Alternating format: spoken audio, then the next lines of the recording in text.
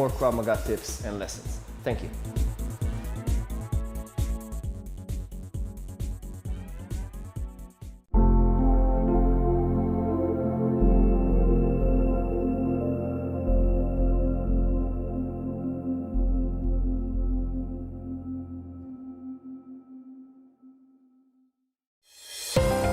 Israel's only English news channel, bringing you the headlines that matter every hour, straight from the center of where it's all unfolding.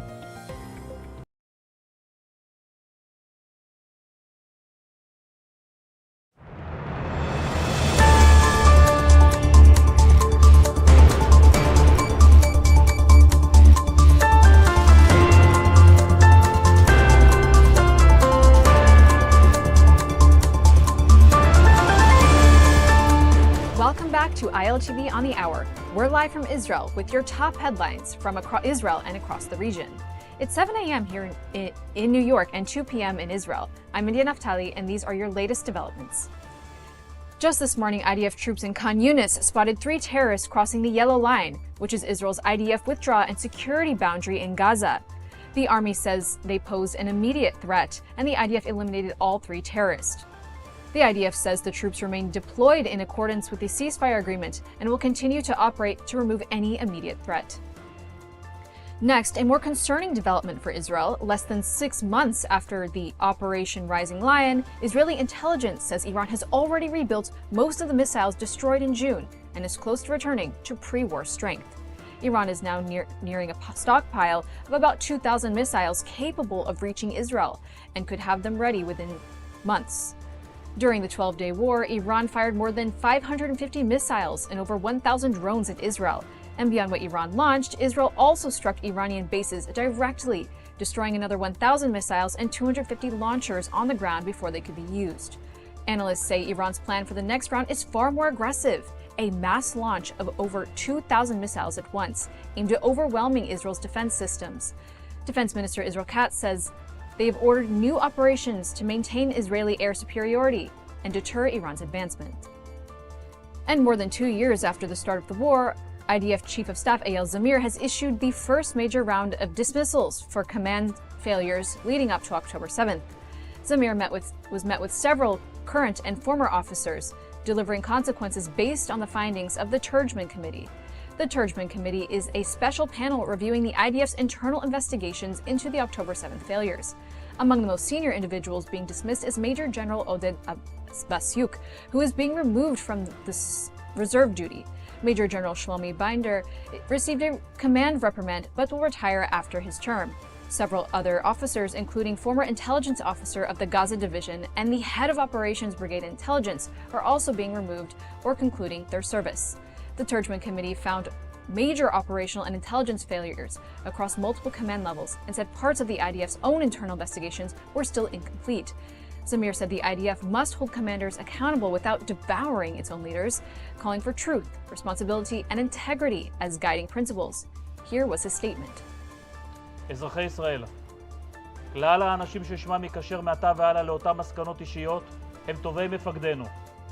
כולם תרמו את מרבית חייהם לצה"ל ולמדינת ישראל. לרובם המוחלט יש נגיעה ישירה בהצלחות המבצעיות שצה"ל הגיע אליהם בשנתיים האחרונות. יש לנו אחריות כלפיהם גם כחברה. ההתייחסות שלנו אליהם תשפיע גם על דור המפקדים הבא וגם על אלה הנושאים בו היום. אל לנו להיות ארץ אוכלת מפקדיה. אין לנו את הפריבילגיה הזו. הולך תמים ופועל צדק ודובר אמת בלבבו.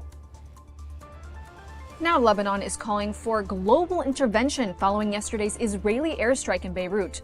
President Joseph Aoun says the attacks must stop immediately after the targeted killing of Hezbollah's de facto military chief, Haitham Ali Tabtabai. According to Lebanese officials, 5 of Hezbollah's members were killed, including Tabtabai. Defense Minister Israel Katz warned that anyone who raises a hand against Israel will have his hand cut off, and said Israel will not allow a return to the threat levels that existed before October 7th. And continuing with the Beirut strike, we're now learning that the operation was ordered directly by Prime Minister Netanyahu. This came after recommendations from both the defense minister and the IDF chief of staff. Tabatabai had a $5 million U.S. bounty reward on his head for commanding Hezbollah forces in Syria and Yemen, and for planning cross-border attacks on the northern border of Israel.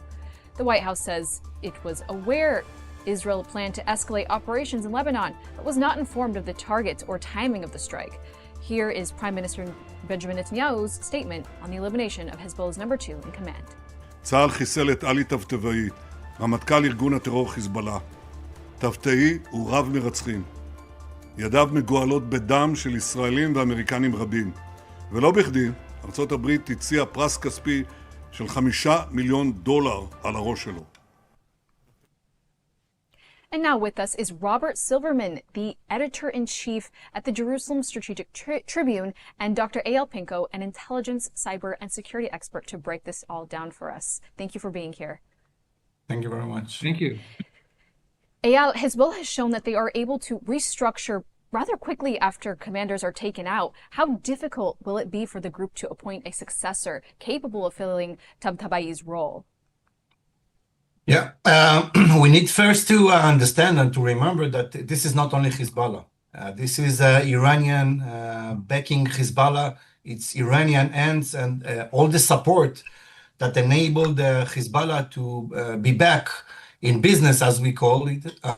It's with the help of Iran. It's a lot of money, a lot of missiles, drones, and other ammunition that came from or via Iraq, Syria, this one route, and the other is via the Mar as well.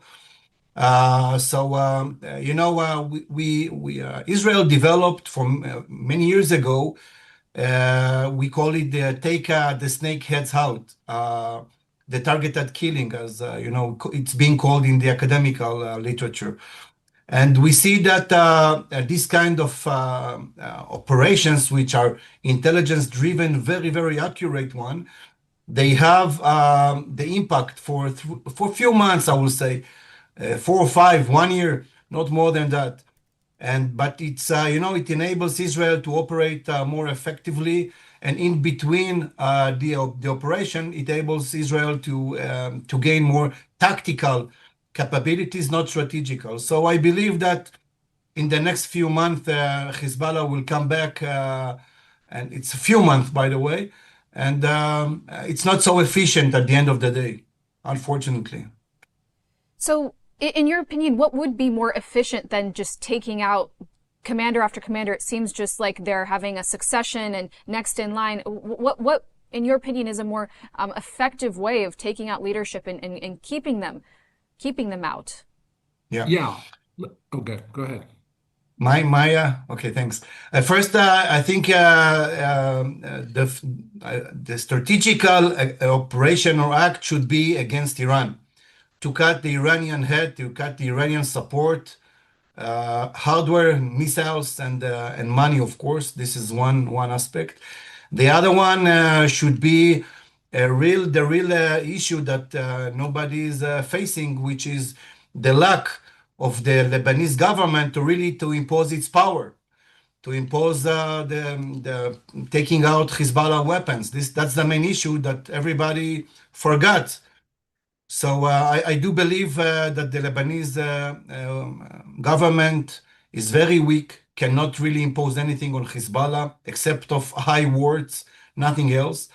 So without the really aid of the governments, the French government, Macron, with that, the US government, without that, I don't believe that the Lebanese military or the government could do anything with Hezbollah. So I think these are the two main routes to do. Robert, you're right. The Lebanese president is calling for Israel to stop these strikes himself. Is it not in the interest of Lebanon to uproot Hezbollah? Sure it is. And in fact, it's not just in their interest. They've committed to doing so several times. In UN Security Council Resolution 1701 of August 2006, which ended, the Second Lebanon War, the Lebanese government undertook to disarm Hezbollah, the militias operating including Hezbollah and other militias operating in Lebanon. And then again in November of last year, In the ceasefire agreement between Israel and Lebanon, the Lebanese government again committed itself to disarming Hezbollah. So they have to follow through. And look, Israel is very good at the tactical military aspects of all this, which is super important. Don't get me wrong. But there, as Ayal indicated, there are other extremely important aspects. Israel needs a stronger diplomatic arm here. We need people in New York, for instance, in the UN Security Council and the UN General Assembly, who actually are eloquent in English, who can address the needs for the Lebanese government and the Lebanese government, like others, is subject to pressures. Ayal mentioned France and the US. Well, Israel should be using all of its diplomatic means to increase the pressure on the Lebanese government to do, the American government has contributed in the last 15 years, I looked this figure up, over $2 billion in weapons and training assistance to the Lebanese army. So the Lebanese army is not a hollow force. It's been receiving a lot of support from the US, from the Europeans, and it's time for it to, now it has tried, it just lacks the courage, frankly. There were attempts to take out some Hezbollah bunkers early on, and those Hezbollah bunkers were booby-trapped, and several Lebanese soldiers lost their lives in booby traps set by Hezbollah. So they stopped. Well, I'm sorry, but that government is committed. Joseph Aoun has said all the right things, and now we need to see some action. And it's up to Israel to use its diplomatic abilities to keep the pressure on. Yes. Absolutely. Yeah. And what kind of retaliation, if any, should we expect from Hezbollah after these strikes? I think it's unexpected now because there is a very large gray zone now that also Iran is being involved in. And the situation in Iran now is very bad. The lack of water, drinking water in Tehran, they want to evacuate Tehran. The economical situation there is very, very poor. So I do believe that Iran understands very well that if some kind of retaliation will come from the Hezbollah part, it will be a part of the game. Iran, I mean. And so from one perspective, Iran cannot afford now any kind of involvement in retaliation process, if I'll call it a process, because it will not be probably a one-time issue. And from the other side of that, if you see like countries like Iran, like Syria, like the Houthis, or even the Egyptian, what they do if the economical situation or the social situation inside the country is very bad, what they do, they project it outside. So starting a war is letting the people inside forget about the day-to-day problems, and it's the Israeli state is the causing the problem of that. So I think the situation now is very complicated because of that. There are a few scenarios that can be, if I can draw them in a summary. The first one is there is no retaliation, some kind of talks between the EU governments, the US government with the Lebanese to keep everything in quiet, relatively quiet. This is one scenario. I think the probability for that is low, relatively low. The second scenario, I will go to the extreme, is that there will be retaliation with the aid of Iran for more escalation. And we see, by the way, with all the what I said is also that we see that the Iranian military is gaining more and more back power, missiles, drones, training and all. So the midway scenario is that there will be low-scale retaliation, some rockets towards Israel. Israel will not retaliate, and it will be like in a deuce situation. I think that these are the three scenarios that can be from now on. Absolutely. You're basically saying Iran is trying to pressure Israel on all sides. Robert, could you tell me on the scale of Iran's priority, how high is the priority of Israel's northern border? I mean, we have 7 fronts, and we have, including Gaza, which is something that Iran is using to pressure Israel. But how, on the scale of priority, how does Iran see Israel's northern border? How much is it like to invest in that?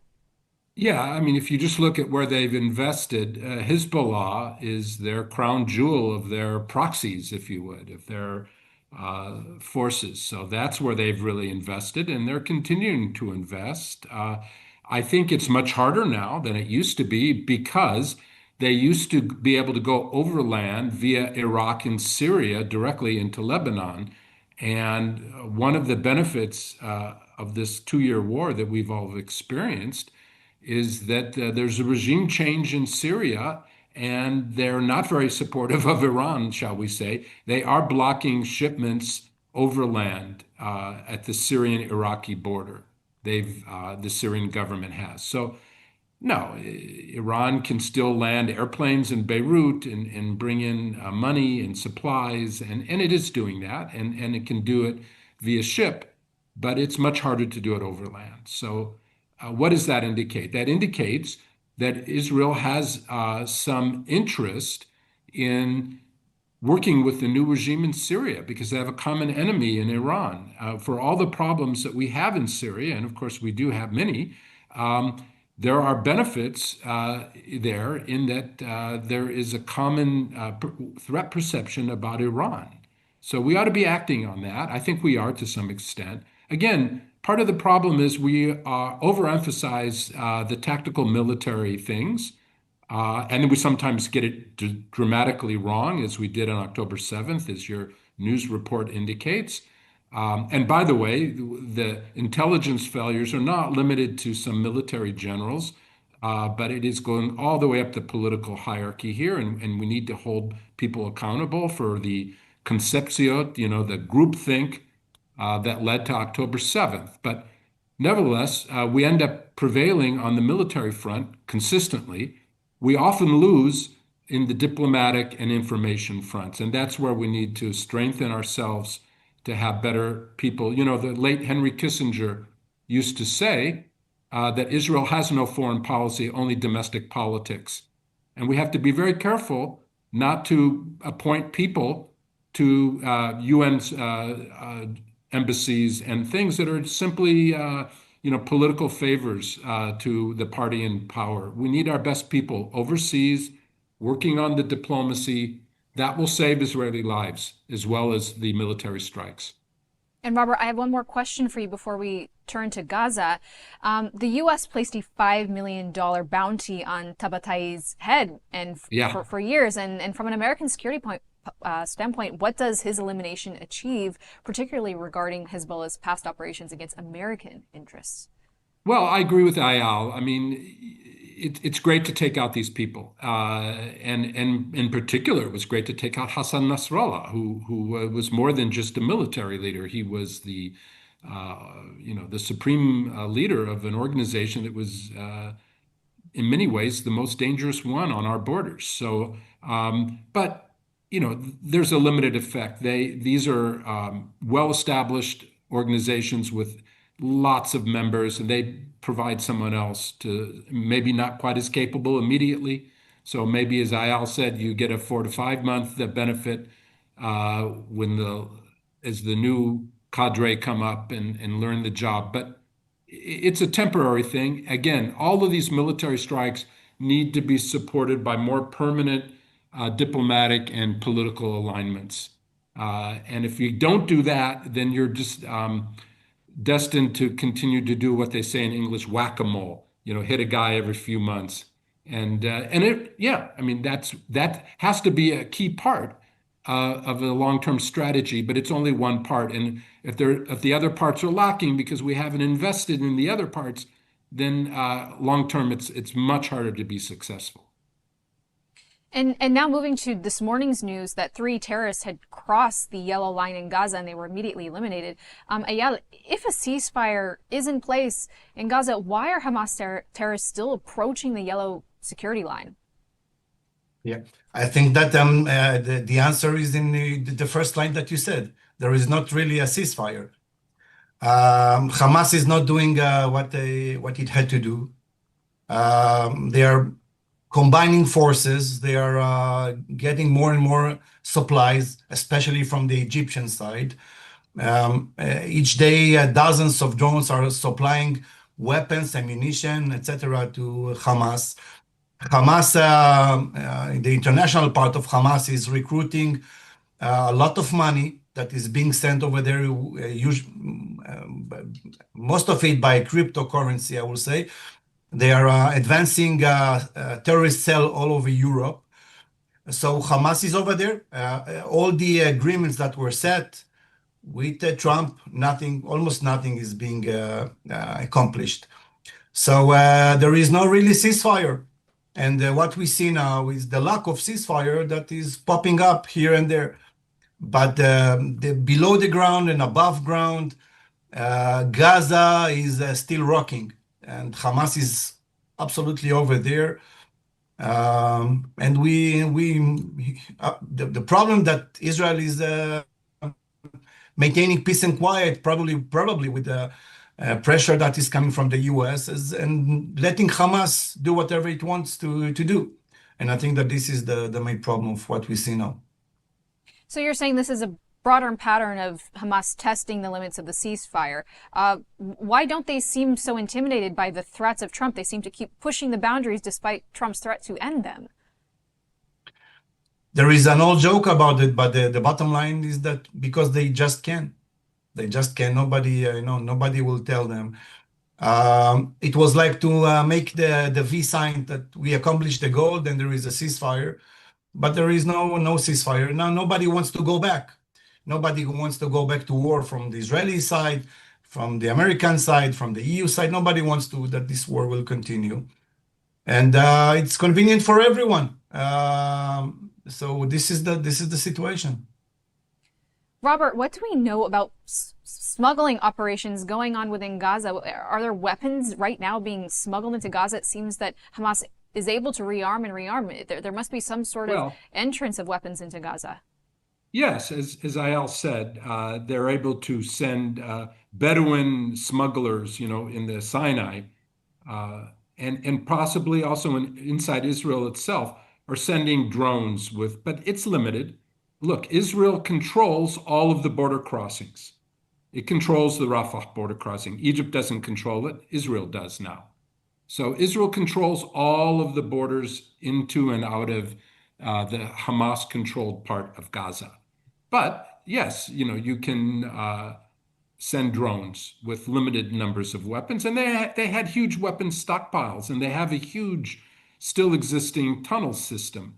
But again, I don't want to focus only on the sort of tactical military aspects of this, which Israel has won. Frankly, let's be clear what happened as a result of the Trump peace plan.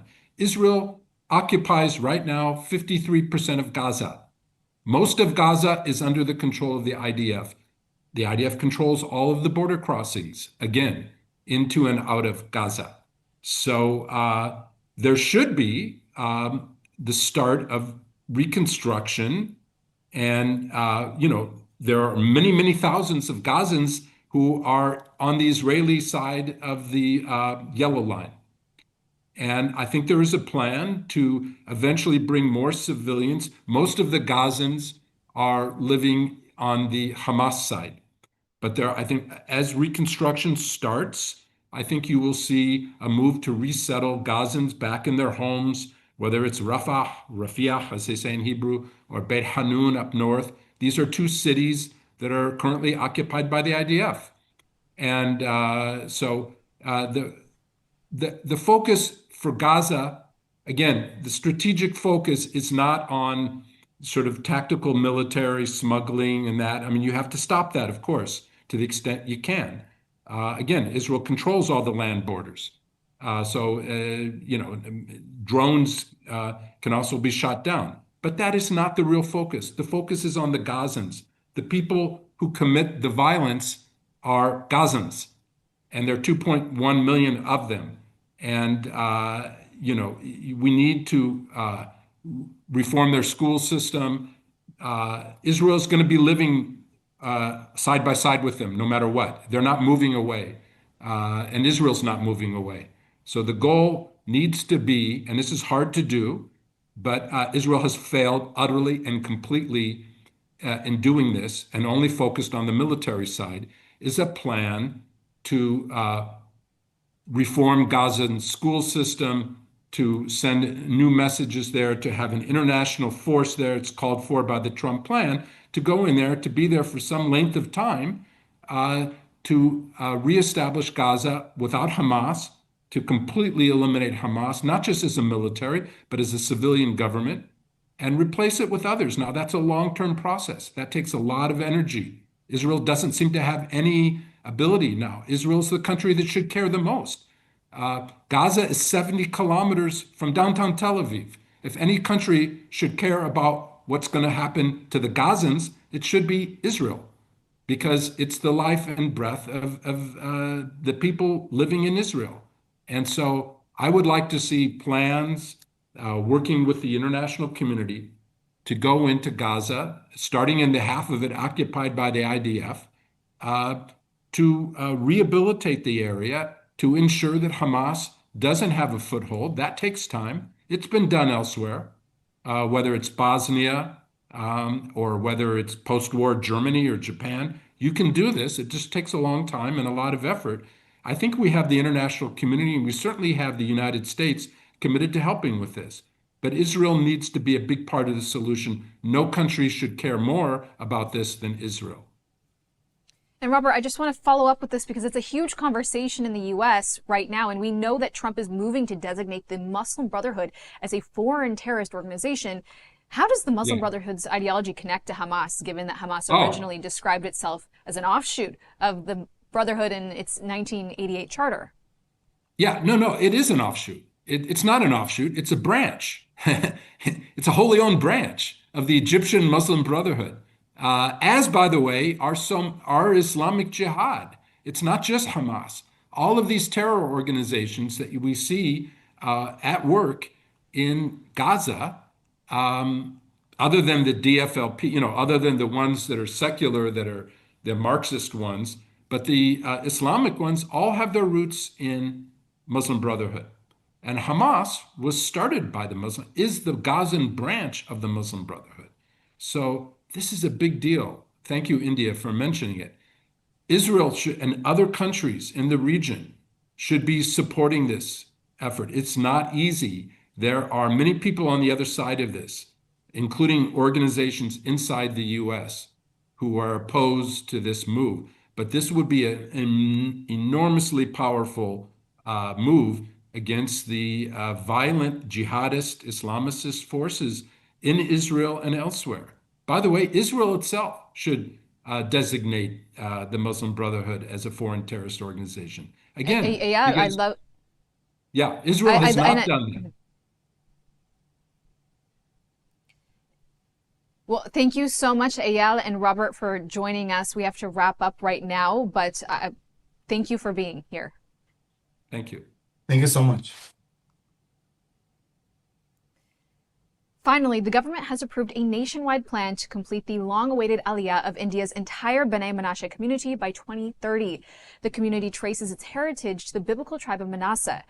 About 1,200 members from the Mizoram and Manipur states in India will arrive by 2026, with another 4,600 scheduled by 2030.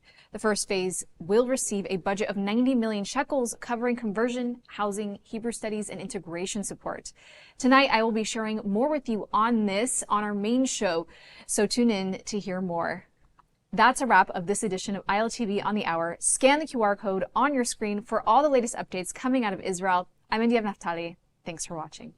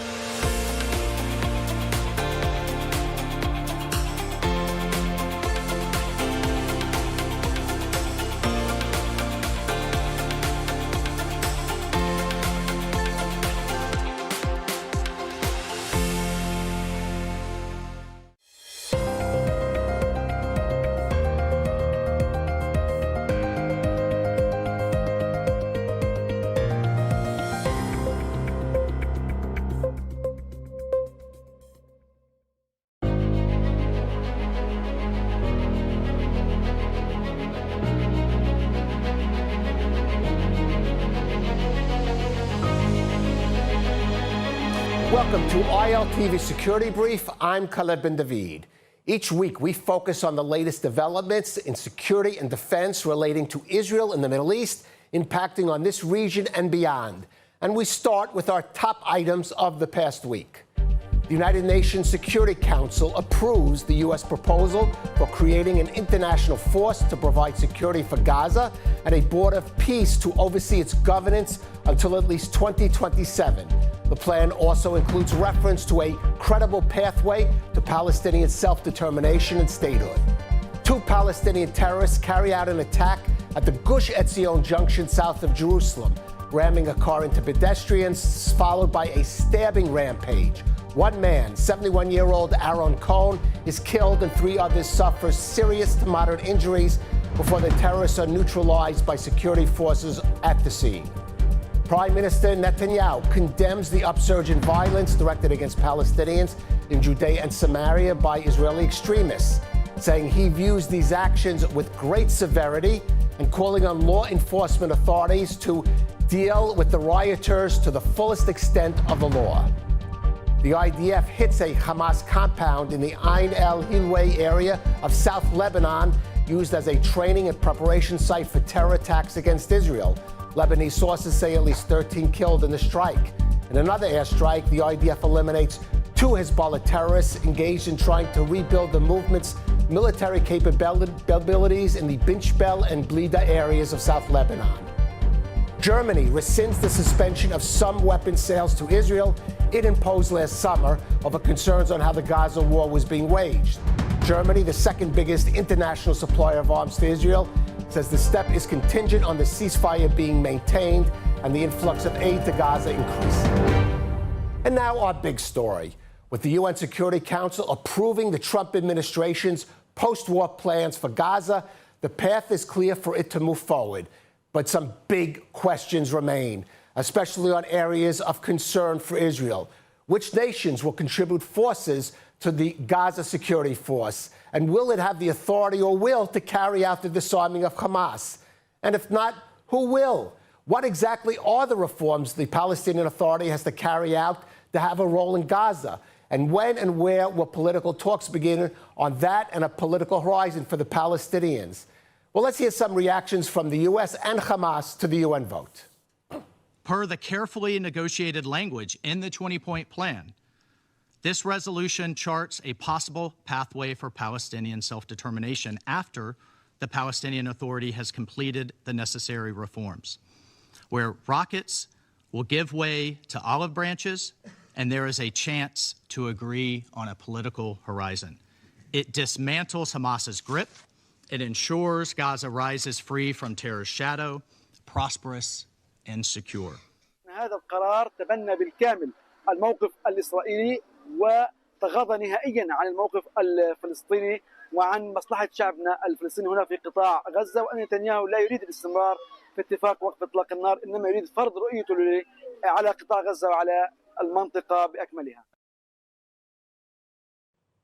And joining us for more in studio, we have Reserves IDF Brigadier General Amir Avivi. He's the chairman and founder of the Israel and Defense and Security Forum, the Bitronistim. And from Washington, we have David Markovsky, distinguished fellow and director of the Korat Project on Arab-Israeli relations at the Washington Institute of Near East Policy. Gentlemen, thanks for joining us. Amir, I'll start with you. The plan that was approved in the UN is basically the Trump plan that was presented earlier this year, but the context is different. There have been developments on the ground that raise more concerns for Israel, the disarmament of Hamas, in particular, what's happening in Gaza. Your reaction to at least the sort of vision that the U.S. seems to think it holds out? First, we all agree Hamas needs to lay down their weapons and get out of Gaza. Gaza needs to be disarmed. Realistically speaking, no outside force is going to do that. I don't see any coalition that will go in and fight Hamas. So the agreement enables Israel to do the job, and eventually this is exactly what will happen. It's imminent that Israel will go in and destroy Hamas. We might give some time to the U.S. to try to build an alternative, but realistically speaking, I don't see any force that can disarm Hamas but the IDF. Well, I want to get your reaction, David, to that, because there is a feeling, certainly among many in Israel, that ultimately Israel is going to have to be the one to take on Hamas. But what consequences would that have for the Trump vision as presented in the plan as regards Gaza and more so even in the Middle East? Look, I think it's always good to be with you, Kalev. Thank you for having me. I think we're in early days in Gaza, and the media discourse is going to change. We're still in the early days, but we're really talking about two Gazas. There's the green zone of Gaza, which is the 53% where Israel is, up to a yellow line, which is actually eastern Gaza. And then there's the red zone, the 47% where Hamas is still dominant with their weapons, and that's western Gaza. Most of the population is actually on the Hamas side. I think the International Stabilization Force is going to operate largely on the Israeli side. Nobody is going in. I agree with Aviv. And the media has not really focused on this enough. The ISF is not going to go forcibly disarm Hamas. This whole theory is based on Hamas willfully disarming, but they're not going to disarm. And so I agree with Aviv. Whatever Israel doesn't do doesn't get done. Now, it doesn't mean the war is going to restart and it's going to have the high intensity like the attacks on Gaza City. I tend to think it's going to be below the radar, raids in and out where needed, where Israel thinks there's about to be an attack in the green zone. But I think we're talking about, I know people will laughingly call, so this is the two-state solution, David, in Gaza. But it's two Gazas for now. That's why the Security Council resolution was so important for the Arabs, because they understood this was coming. And they needed some sort of international imprimatur that would give them the sense of working basically in the Israeli zone. So we are heading into, I think, a very messy period. I think people should buckle their seatbelts and put the tray tables in the upright positions, because I think it could be turbulent, because Hamas has every interest in sabotaging within the green zone. And we'll see. I mean, the theory of the case is, as this succeeds and you start having housing in Rafah and things like that, maybe you could expand the green zone and shrink the Hamas zone. But that's not where we are right now yet. Amir, a messy period. I mean, even on the scenario described, we would still see, as David says, perhaps this ISF force, Arab Muslim soldiers in the Israeli zone. We have the U.S. also asserting some kind of authority from its command center. It's set out in Kiryat Gat. Is the IDF and other security forces of Israel going to be able to operate in that kind of environment to do the job you're talking about? The problem at present is that Hamas is continuously attacking IDF forces on the yellow line. They want to kidnap soldiers. They want to renew the attacks. We cannot wait for long, because at the end of the day, when you are on the defense and they are constantly attacking, at a certain point they will score. And we cannot afford this. We cannot afford this reality. The chief of staff visited the troops in Gaza and said we have to get ready to renew the offensive and get the job done. Now, from a military point of view, you cannot dismantle Hamas by doing raids. If the goal, and the goal is to dismantle Hamas and to demilitarize the Gaza Strip, the IDF will have to maneuver, will have to go. I'm not saying that in order to bring Hamas to the point where they say, that's it, okay, we understand, we're laying down our weapons, give us a corridor outside of Gaza. You need to necessarily conquer everything. But I do think that we'll have to do a maneuver, not raids. We'll have to go in and bring Hamas to the point where they say, okay, it's game over. And then they will have two choices. Either completely be destroyed, or say, okay, we understand, you are serious about it, we are laying down our weapons, give us the opportunity to get out of Gaza and create this corridor to the Sinai Peninsula and get them out. Another aspect, David, of the plan, and we heard the U.S. ambassador to the UN, Mike Waltz, speak about it, is this sort of path to self-determination for the Palestinians. There are some here in Israel who think that maybe that's something of a fig leaf for the more moderate Arab states. How serious is the Trump administration about moving forward on that, even though we know that could cause political problems for Prime Minister Netanyahu? Right. If I could, just 1 second, just for our listeners, our viewers, I think what Aviv said, and this is going to be the core tension between the U.S. and Israel going forward, Kalev, is that Aviv's might be right on a technical military level about going into the red zone, but this is going to be a recipe for friction if it's anything more than raids right now. And this is where I worry about the U.S.-Israel relationship, because the military requirements might be to keep pushing more in the red zone, and yet I think Netanyahu has made some commitments to Trump about this, and so I think raids is going to be the middle point, but I don't know. I think this is we're putting our finger now on key American-Israeli tension going forward. Now, your point about the reforms and all that. Look, well, we'll see. I mean, it was a way of, I think, squaring a circle of trying to say, look, to have negotiations on 2 states, we'll deal with this later after the PA reforms. We're not exactly precise on what it means to reform. Is this elections? Is this anti-corruption measures? Is this institutional changes of personnel on the Palestinian side? It's all very vague right now. I don't think it's immediate. It's a way of also trying to square the circle, not just on whether there'll be negotiations on 2 states, which there won't be because the PA hasn't reformed, but because within the coalition of Netanyahu, the word PA is a dirty word and it's a red flag. Right. But for the Arab world, it's essential that the PA is key. So they're trying to square that circle by saying it is PA, but it's not this PA, and it's not now PA, and we'll deal with it later. So I think it's just a way for everyone to save face, even though I personally think it would be important to empower them, because at the end of the day, the ISF won't do any of this.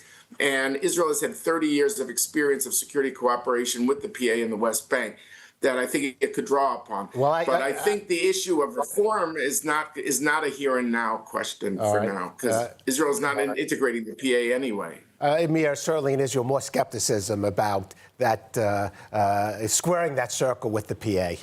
Yeah, no, there is not going to be any PA in the Gaza Strip in no form. But I want to present a different view about the interests of Israel and the U.S. I think both leaders want to reach elections in less than a year, after having won decisively the war and after bringing peace agreements. And the question is, how dependent are these peace agreements on winning in Gaza? And I think there is a connection. You cannot really move to normalization without ending the war in Gaza. And if you have to renew maneuver, this is not ending the war.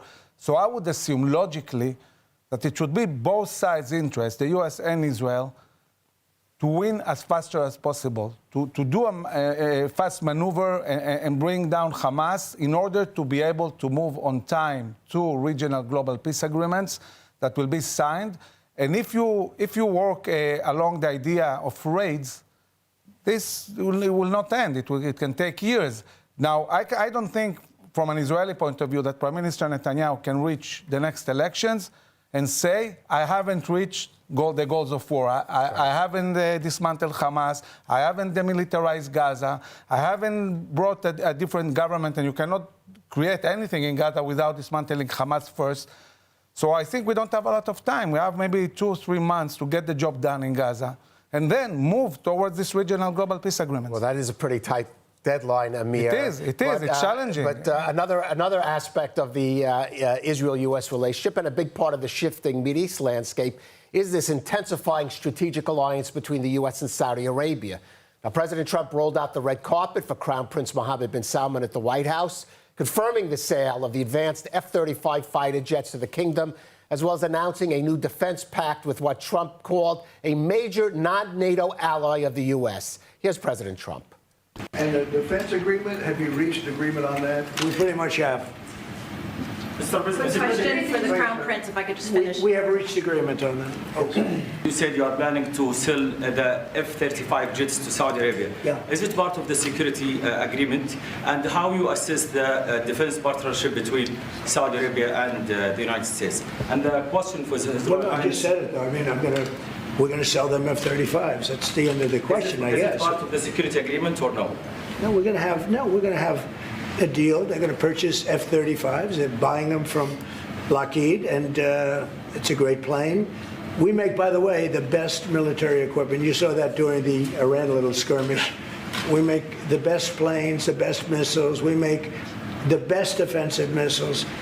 We make the best military equipment in the world. Nice. David, Amir Avivi was talking earlier about coming to these regional alliances, perhaps after a Gaza operation, but there was some anticipation, even in Israel, that at this meeting we would see some advancement towards maybe Saudis moving towards the Abraham Accords, maybe some kind of pan-Middle East security arrangement. That didn't happen. So how much was this, in a sense, a bit of a win for the Saudis and maybe to some degree to the detriment of Israel?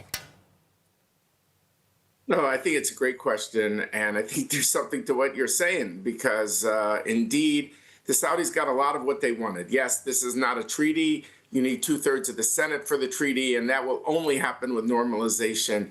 So it's an executive order like the U.S. signed with Qatar, as both countries are fearful that there's going to be another Israel-Iran round in the next few years. But it's an executive order. It leaves with Trump in theory. So, but you're right that it's a win for them there. The announcement on the F-35s, the announcement on the civil nuclear.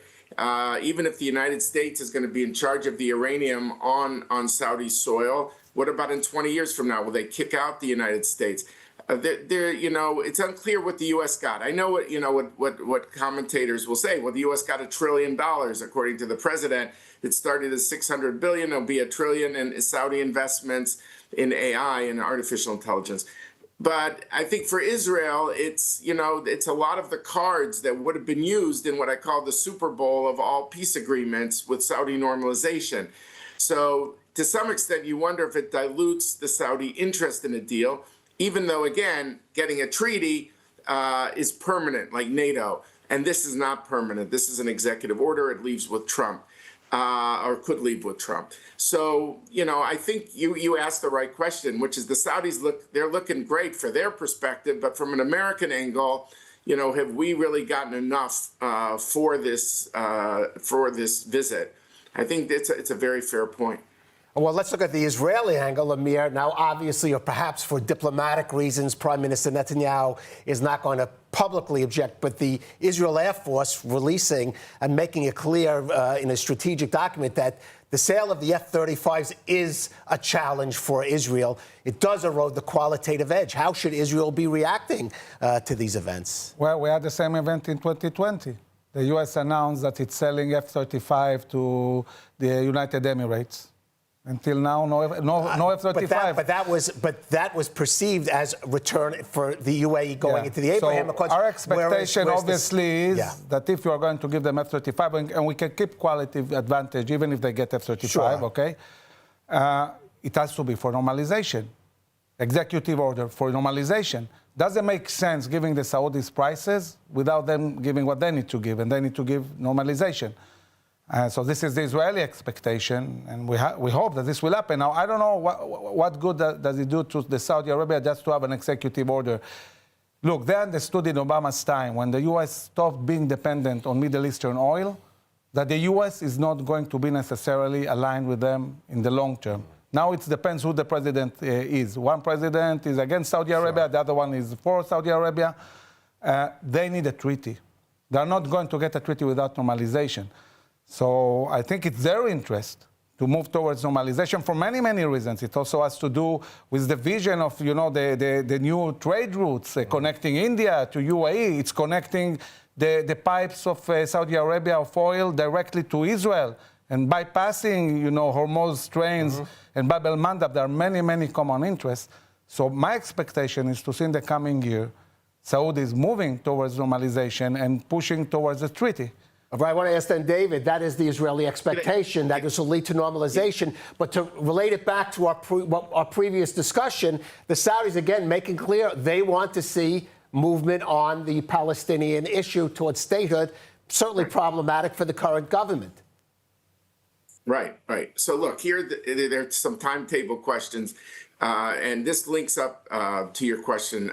I think really, Kalev, the issue of the planes, first of all, has to get congressional approval, because under congressional law, there is such a thing called QME, the Qualitative Military Edge of Israel.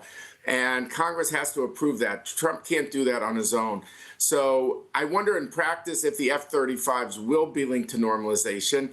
But for the Saudi side, normalization is linked to what you said, which is what they call, a clear pathway, which is like a code word for serious negotiations on the two states. This government can't do it in Israel. No way. And Aviv will be the first one to say it. So, I mean, what we're really seeing is that the can is going to be kicked down the road beyond the Israeli election. And I'm sure Netanyahu has told Trump, look, you're president till 2028. There's time. And I can't do it with this government. We'll see how the elections turn out. And, politicians, not just in Israel, to be fair to Israelis, in every country, they like it both ways. And so Trump, I'm sure Bibi will run in this election, and he will say, Trump is my best friend. Both MBS, Trump, me, we all want normalization. Yes, now they're saying Palestinians, negotiation. I can't agree to that. But say, just trust me, after the election, we will smooth it over. And so I think that's the way it is. This is actually a post-Israeli election issue, the normalization deal. Nothing can happen between now and then, in my view. The Saudis can't back down, and Bibi can't back down. Trump wants his Nobel Prize, and he believes in it, to be fair to him. But I think this issue is going to have to wait. All right, gentlemen. Henry Kissinger once famously said Israel has no foreign policy, just local politics. And understandably, upcoming elections, which Prime Minister Netanyahu for the first time really acknowledged that next year is an election year, that will play a big factor going forward. I want to thank General Avivi. Thank you. David Makovsky, gentlemen, thank you for joining us on ILTV Security Brief. Delighted. Thank you. Delighted to be with you. And now a final word. During the 1980s, Israel and its supporters in the U.S. waged a public lobbying campaign against the Reagan administration's plans to sell AWACS Raider surveillance planes to Saudi Arabia, concerned they would provide the Saudis with a qualitative edge in airborne intelligence gathering. Israel lost that battle, although the IDF was able to ultimately trump any advantage gained by the Saudis through its own technological advances. But Israel's real loss in the AWACS fight may have been more diplomatic than military. The Reagan administration, perhaps emboldened by showing it could weather the storm, overtaking a politically unpopular stance on Israel despite opposition in Congress and the American Jewish community, would later do the same thing by recognizing the PLO and starting an official dialogue with it, the first real step down the road to the Oslo Accords. Now the current Republican administration is mulling another arms sale to Riyadh, this of F-35s, which again raises concerns of the qualitative military edge they may provide the Saudis in an even more significant manner than the AWACS sale. But yet again, it is the political ramifications of this arms deal that may prove more significant than any direct strategic consequences. Now, when the AWACS deal was first announced, AIPAC and other U.S. pro-Israel groups forcefully spoke out against it, as did their bipartisan allies in Congress.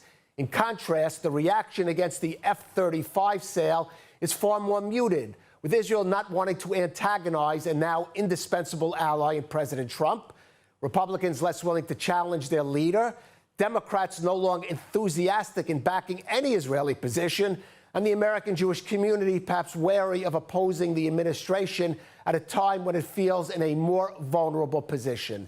Now, there is an argument to be made that Israel could see some ancillary benefits from the F-35 sale, such as progress towards normalization of Saudi ties with Israel, a lessening in U.S. pressure on Israel re the Palestinian issue, or the creation of a joint Middle East security force, including the Saudis, that could help counter Iran.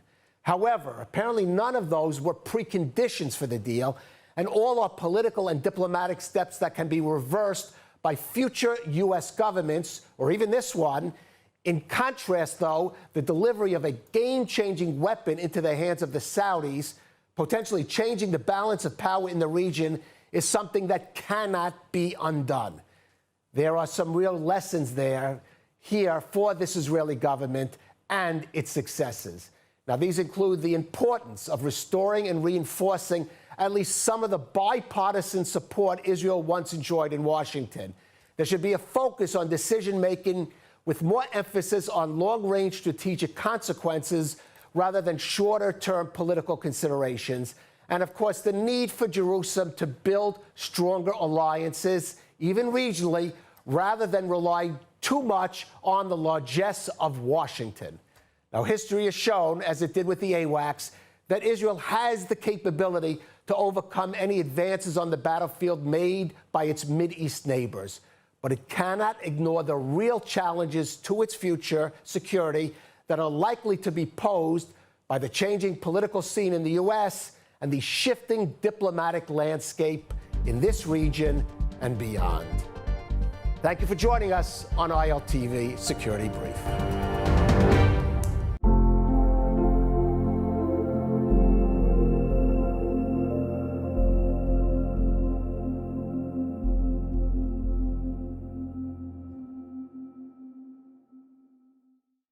Now, before we continue, a quick word about how you can support independent journalism at ILTV.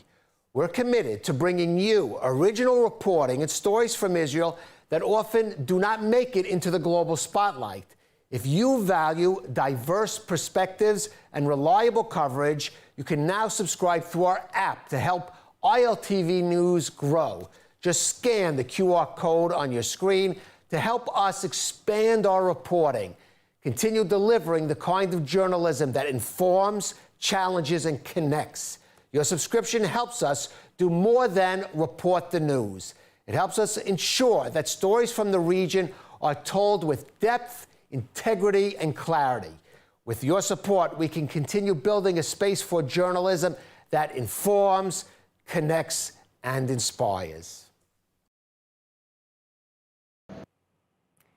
A major counter-terror breakthrough revealed by the Mossad, Israel's intelligence agency, uncovering an extensive Hamas network operating across Europe.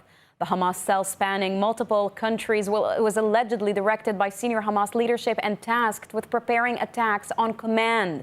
This high-stakes operation involved raids, arrests, and the seizure of weapons and explosives. And Israel says it exposes how Hamas has been working to export its terror infrastructure beyond the Middle East.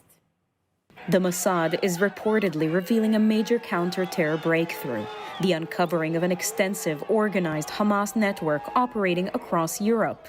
According to Israeli intelligence, the discovery follows weeks of coordinated raids led by security agencies in Austria and Germany.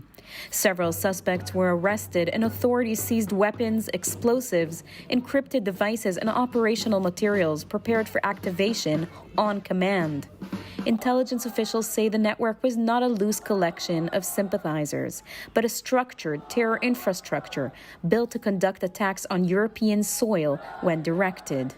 Investigators identified Mahmoud Naim, the son of senior Hamas political bureau member Bassem Naim, as the central architect. Mossad reports he met his father in Qatar to advance the operation, linking the European terror cell directly to Hamas top leadership. The agency also confirms that Hamas operatives based in Turkey played a significant role in overseeing the logistics and financing of the cell. Since the October 7th massacre, Hamas has escalated its efforts to build networks, supply routes, and operational hubs in Europe, a strategy intelligence officials say mirrors Iran and its regional proxies. The Mossad says this is just one of dozens of plots it has helped disrupt over the past year, crediting close intelligence cooperation with the European counterparts. Officials warn Hamas is attempting to expand its reach far beyond the Middle East, and that the movement of operatives, money, and weapons into Europe remains an active and ongoing threat.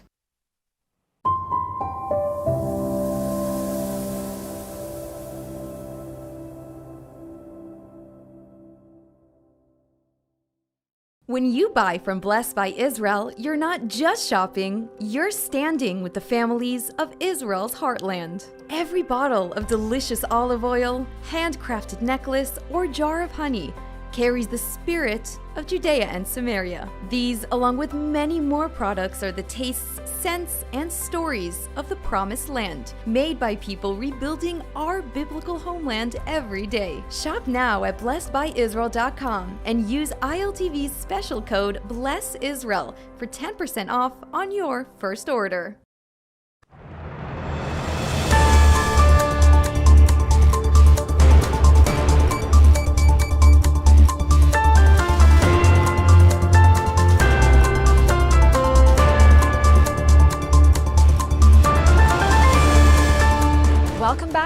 ILTV on the Hour.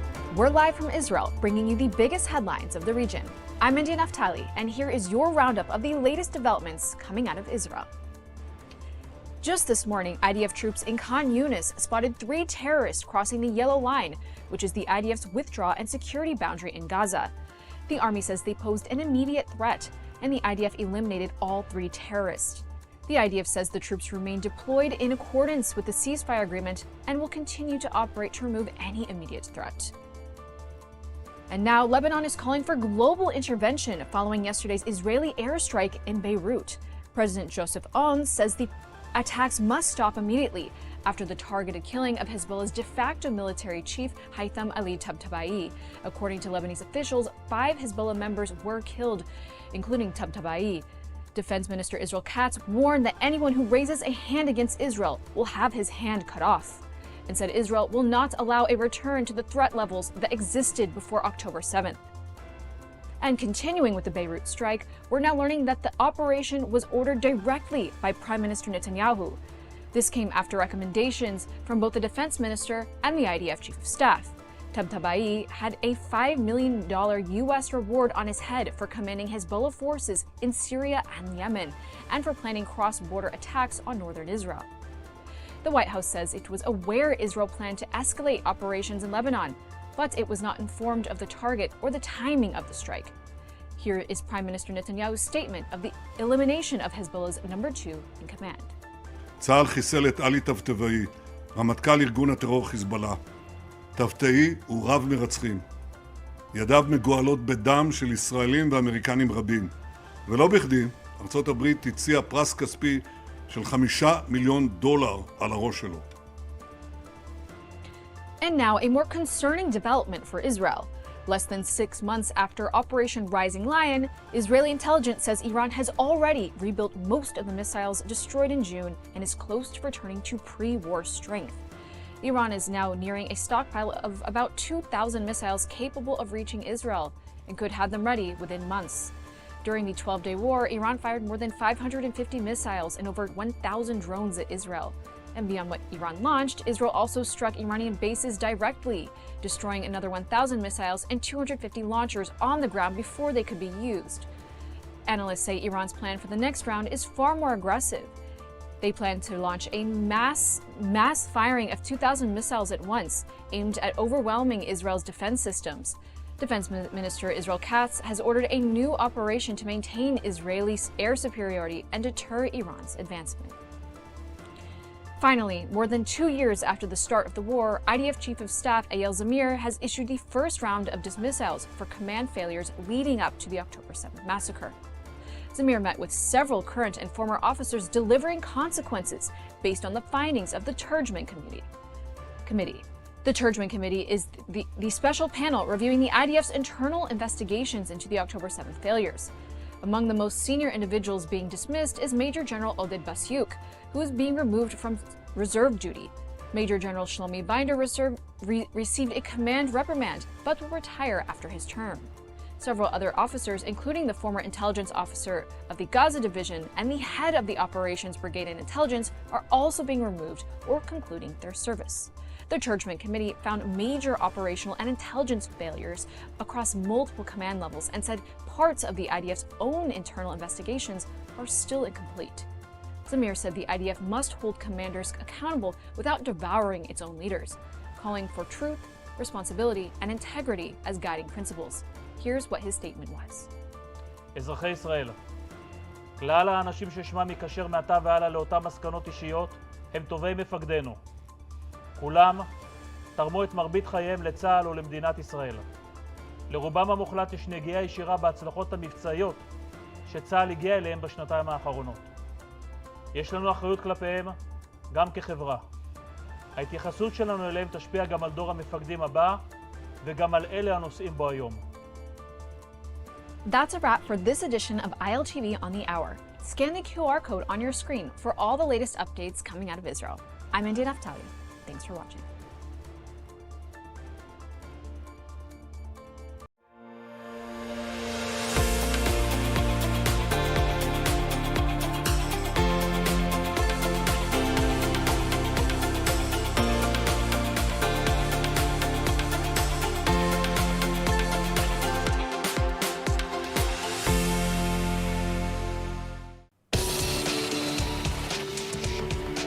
Welcome to ILTV's Israel Daily. I'm Sivan Raviv, and coming up in today's newscast.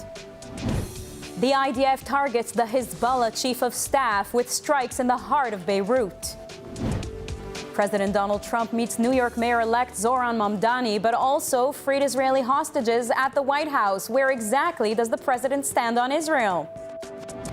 And former hostage Guy Gilboa Delal recounts in detail the sexual abuse he endured by Hamas during his 2 years in Gaza captivity.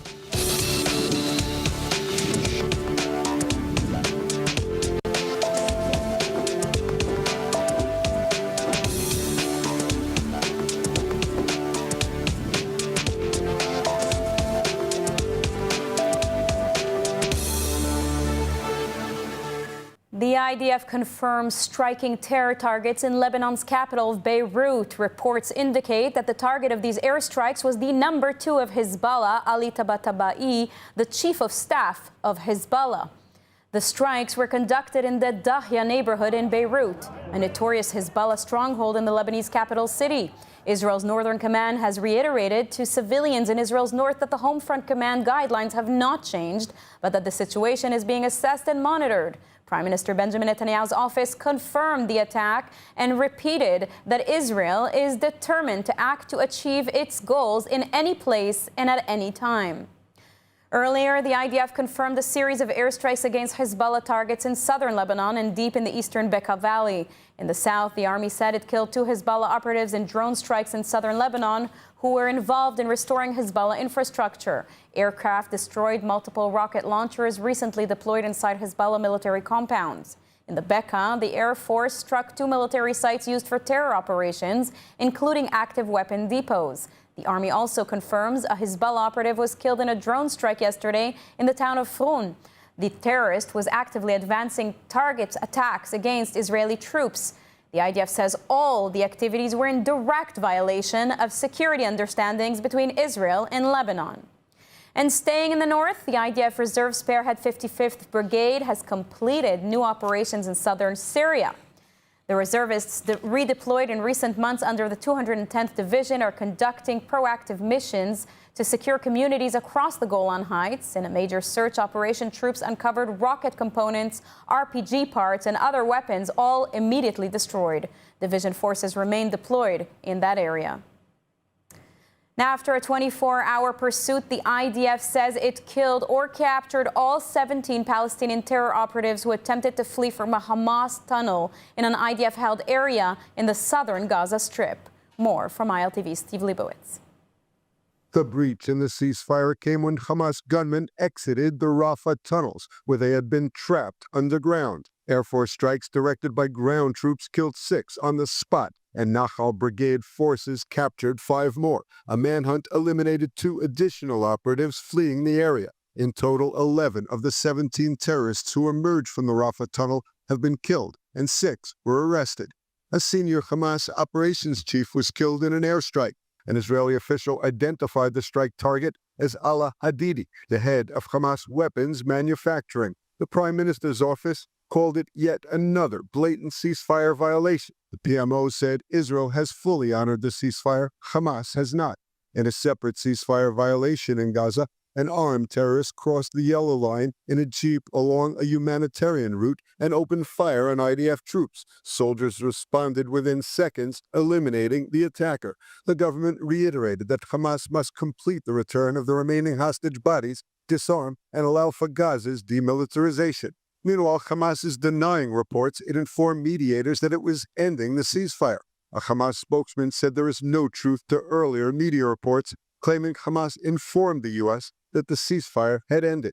Hamas says it's asked the mediators to intervene and compel Israel to uphold the ceasefire agreement. A delegation of senior Hamas officials reportedly arrived in Cairo to meet Egyptian intelligence officials and discuss the recent escalation of hostilities in the Gaza Strip and the transition to the second stage of U.S. President Donald Trump's plan for Gaza's future. In a busy weekend at the White House, President Donald Trump met with 2 very different groups. New York's Mayor-elect Zoran Mamdani, who used his first meeting with the president to repeat his accusation that Israel is committing genocide, and a separate group of freed Israeli hostages whom Trump called heroes. Our correspondent India Naftali is here to break down the contrasting moments inside the White House. India? That's right, Sivan. Over the weekend, the Oval Office saw two very different meetings, each with a completely different message about Israel. On Thursday, President Trump met with freed Israeli hostages and their families, thanking them for their courage and calling them heroes. The day after, New York Mayor-elect Zoran Mamdani met with President Trump. Mamdani used the moment to repeat his claim that Israel is committing genocide. The massive contrast between these two meetings, I would say, was striking.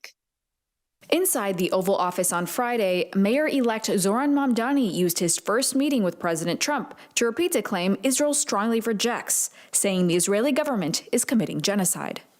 I've spoken about the Israeli government committing genocide, and I've spoken about our government funding it. Do you agree that President Trump did do a peace and work hard to make the peace? Because he worked hard to do the peace in the Middle East and everywhere. Do you agree with that? I appreciate all efforts towards peace, and I shared with President Trump that when I spoke to Trump voters on Hillside Avenue, including one of whom was a pharmacist that spoke about how President Trump's father actually went to that pharmacy not too far from Jamaica Estates, that people were tired of seeing our tax dollars fund endless wars. And I also believe that we have to follow through on the international human rights, and I know that still today those are being violated. However, the day prior, a very different scene took place in the same building. President Trump met with a delegation of freed Israeli hostages who survived Hamas captivity for up to 2 years. Trump told them this. You're not a hostage anymore today, you're heroes. We love you all, and our country loves you all, and the world is watching, and really, you're amazing people. The hostages received a presidential coin from Trump himself, and the hostages thanked Trump for helping secure the ceasefire deal that freed them. The group included 17 of the 20 living hostages released in October. Among those highlighted was Matan Angrest, a freed IDF soldier who was held in isolation for much of his captivity. Trump said Matan was subjected to severe beatings, even losing consciousness. He went through hell, but he never broke. This is a living testimony to the toughness and heart of the Jewish people. The freed hostages used their meeting to send a clear message. The pressure must continue until the remaining 3 bodies of Dror Or, Master Sergeant Ran Gavili, and Suthisak Reintalak are returned from Gaza. The visit marked the 3rd time this year Trump has hosted freed hostages from ceasefire deals he helped negotiate. And so after a politically charged weekend at the White House, questions are raised about where the president is positioning himself in the shifting landscape of U.S.-Israel relations.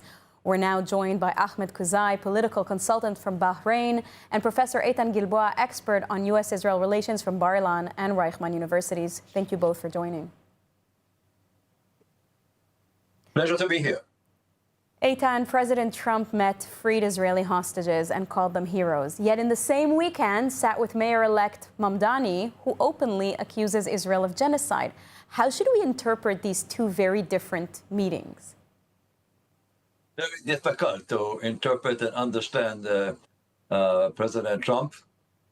It seems that that it depends on the way he wakes up in the morning, the way he handles certain issues.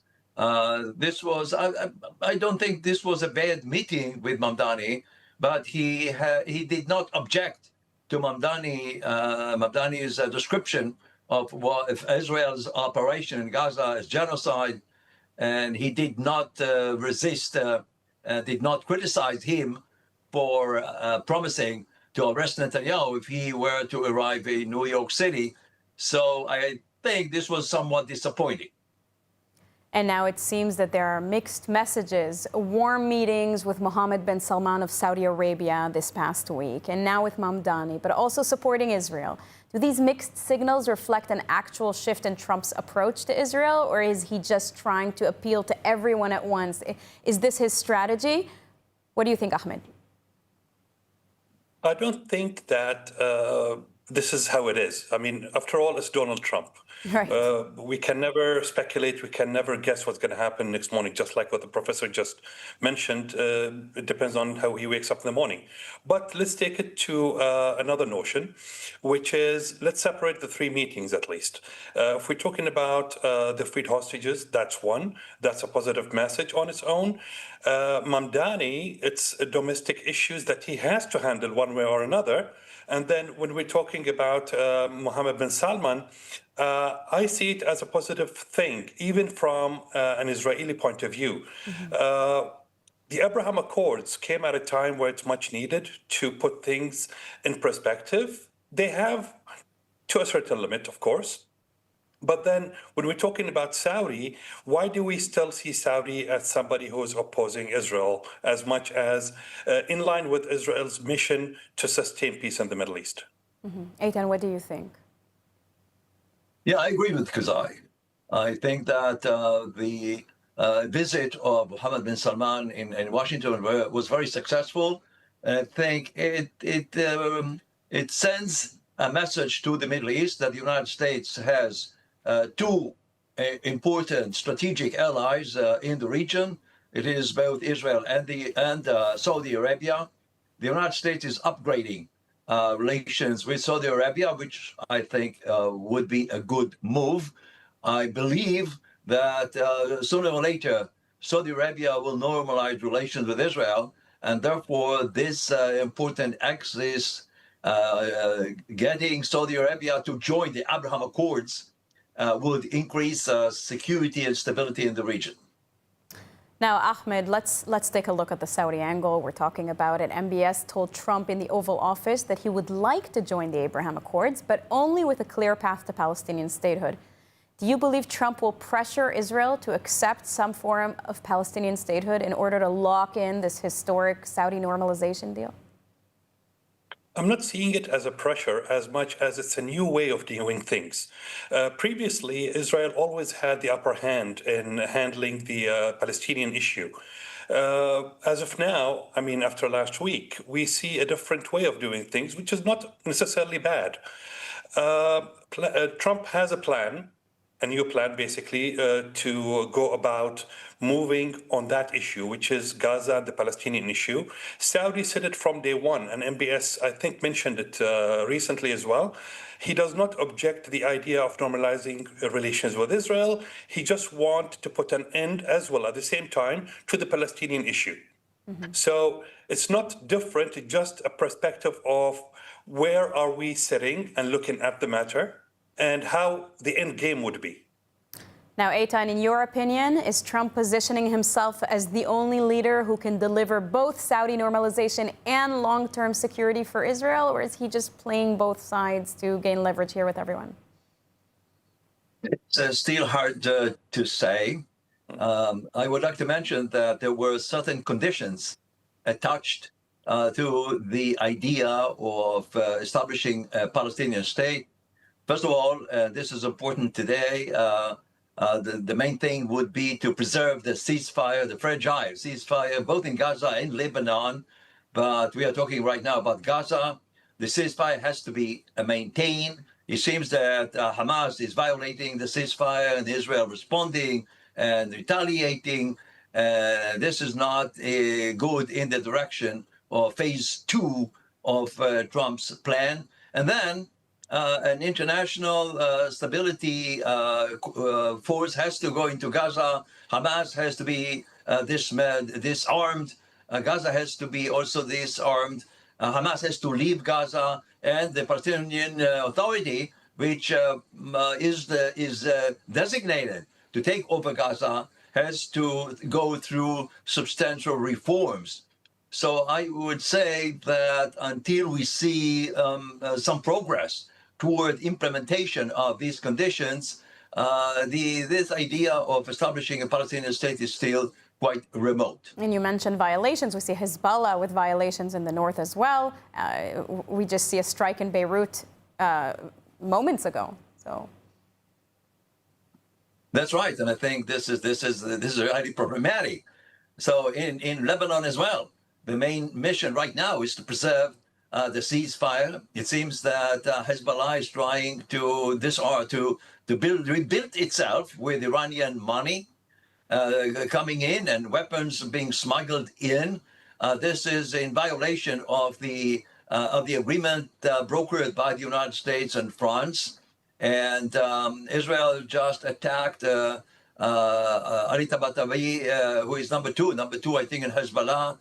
And Hezbollah is supposed to disarm by the end of December. This is at least the plan that the United States put inside the agreement with Lebanon. Hezbollah has no intention whatsoever to disarm itself.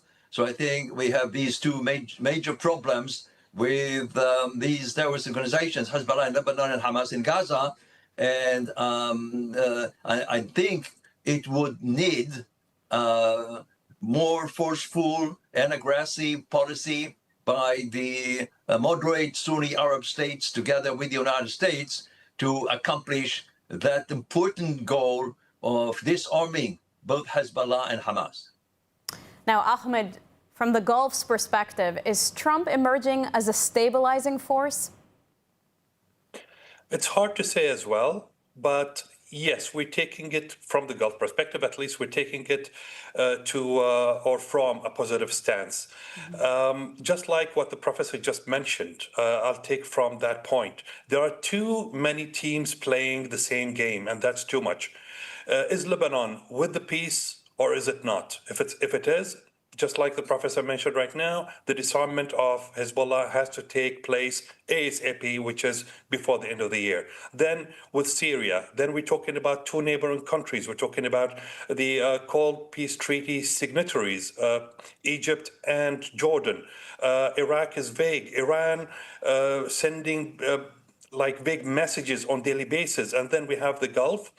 Of course, we have Qatar, then we have Bahrain, and Emirates that are clear on their stances. Saudi is leaning towards peace, of course. Then Kuwait and Oman. There's a lot. I think what will make it much easier, the weeks to come, I'm not going to say even years to come, it's too much. In the weeks to come, that people should be clear about which side they are on and take it from there. Being stuck in a gray area for a long time won't help the Middle East. Well, we definitely all live in a very complex neighborhood. Ahmed Kuzai and Eitan Gilboa, thank you very much. Thank you very much. When you buy from Blessed by Israel, you're not just shopping, you're standing with the families of Israel's heartland. Every bottle of delicious olive oil, handcrafted necklace, or jar of honey carries the spirit of Judea and Samaria. These, along with many more products, are the tastes, scents, and stories of the Promised Land, made by people rebuilding our biblical homeland every day. Shop now at blessedbyisrael.com and use ILTV's special code BLESSISRAEL for 10% off on your first order. And now, a former hostage who was recently released from Gaza is sharing new and disturbing details about the abuse he suffered in Hamas captivity. Testimony Israeli officials say confirms a pattern of systematic sexual violence inside Gaza. An Israeli survivor is breaking a silence that many never imagined could be voiced. Guy Gilboa Dalal, held in Gaza for over 2 years, is now publicly recounting the sexual assault he suffered at the hands of his Hamas captor, an ordeal he says unfolded under constant threat of death. Gilboa Dalal describes a moment seared into his memory, his captor forcing him to sit blindfolded while pressing a rifle against his head and a knife against his throat. "If you speak," the captor told him, "you will not survive." What followed, he says, was a violent sexual assault, an experience he had no way to escape. For months, he tried to bury what had happened. But Gilboa Dalal now says the public must understand that the terror inflicted by Hamas extended far beyond physical beatings, starvation, and psychological torment. In his words, this was control by humiliation and the threat of execution. Israeli authorities say his testimony is part of a broader pattern, evidence that sexual assault was not random, but part of a systematic environment of abuse inside the tunnels. Human rights investigators and medical teams who have interviewed released hostages report consistent themes: coercion, exploitation, and fear of retaliation if victims ever reveal the truth. Gilboa Delal's account marks the second time a male former hostage has spoken publicly about such sexual assault, and the first time with this level of detail. Advocates say his voice may encourage others to come forward, especially those still navigating the trauma of captivity. As Israel continues its efforts to recover the last 3 remaining hostages, this testimony adds a new painful dimension. It underscores what many Israeli officials have long argued, that Hamas's captivity was defined not only by violence, but by sexual brutality used as a weapon of control. Over the past few days, the IDF has carried out a major anti-terror crackdown in Judea and Samaria, with thousands of troops from multiple brigades targeting terror cells, weapon networks, and attack plots. More on this from ILTV's Steve Leibowitz. A 3-day raid by the Etzion Brigade in Beit Umar included 300 searches and 200 interrogations. 4 terrorist suspects planning attacks were arrested, along with 8 weapons traffickers. Troops also seized more than 15 vehicles purchased with terror funds. The Judea Brigade arrested 18 wanted men. They were terror operatives and inciters, and confiscated M16s, handguns, magazines, a gas grenade, and multiple explosives. In the Binyamin Brigade, 4 targeted operations led to 17 arrests, including weapons dealers, Molotov cocktail throwers, with dozens more detained for questioning. The Menashe Brigade and Yamam Special Forces, working with the Shin Bet, thwarted several active terror plots and seized more weapons in Barta. In Samaria, troops uncovered 2 weapons manufacturing shops, rifles, and a Carlo submachine gun, arresting 9 suspects. Separately, the IDF and Shin Bet confirmed the elimination of the gunman who wounded an IDF reservist. Yamam counter-terror forces shot the assailant in the village of Tel after he opened fire with a long rifle. He was identified as a member of the Palestinian police. A second PA police officer surrendered and was arrested. Staying in Judea and Samaria, where the IDF Chief of Staff, Zamir, issued a sharp warning about a small group of extremist Jewish lawbreakers in Judea and Samaria who could force the army to divert troops from the war fronts in Gaza and Lebanon.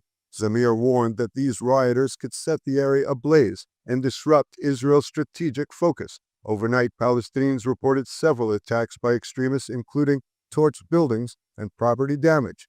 Prime Minister Netanyahu said the culprits are a small extremist group who will be prosecuted. Thousands of protesters packed Tel Aviv's Habima Square last night, demanding a full state commission of inquiry into the October 7th massacre. The rally comes after the government voted to form its own internal probe, a move families of the victims call a whitewash. The demonstration, organized by the October Council, brought together bereaved families, reservists, civil society groups, and multiple opposition party leaders. A giant screen displayed the faces of those killed, murdered, alongside questions about how they died. Large banners across the square demanded a state commission of inquiry now. Opposition leaders Naftali Bennett, Benny Gantz, Gary Eisenkot, Yair Lapid all attended. I'm coming here tonight because I want to have some answer what's happened in this day, why nobody came to help, why the soldiers didn't come and they helped my daughter. She was alive until noon, and I don't have no answer. I don't know what happened in this day and not before and not after. I don't know, and I want answer. I want the truth.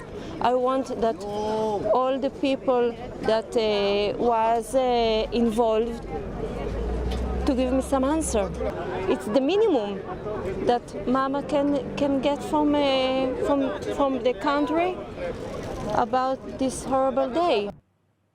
Now let's take a look at the weather forecast. Tonight, record-breaking heat continues across the country as part of one of the hottest Novembers on record. In Tel Aviv, we saw highs of 34.5 degrees Celsius or 94 degrees Fahrenheit, about 10 degrees above normal. Tomorrow, skies remain clear and temperatures stay unseasonably high, with highs of near 35 degrees Celsius or 95 degrees Fahrenheit on the coastline. So if you're in Israel, make sure to stay hydrated and plan for continued heat. That's a wrap for today's news. For the latest updates from Israel on all your devices, be sure to follow our ILTV channels and our new live channel. And you can also catch us on Screen IL with 24/7 live coverage. Stay informed with the latest news straight from the heart of Israel. I'm Sivan Raviv. Be well, be safe, and thank you so much for watching.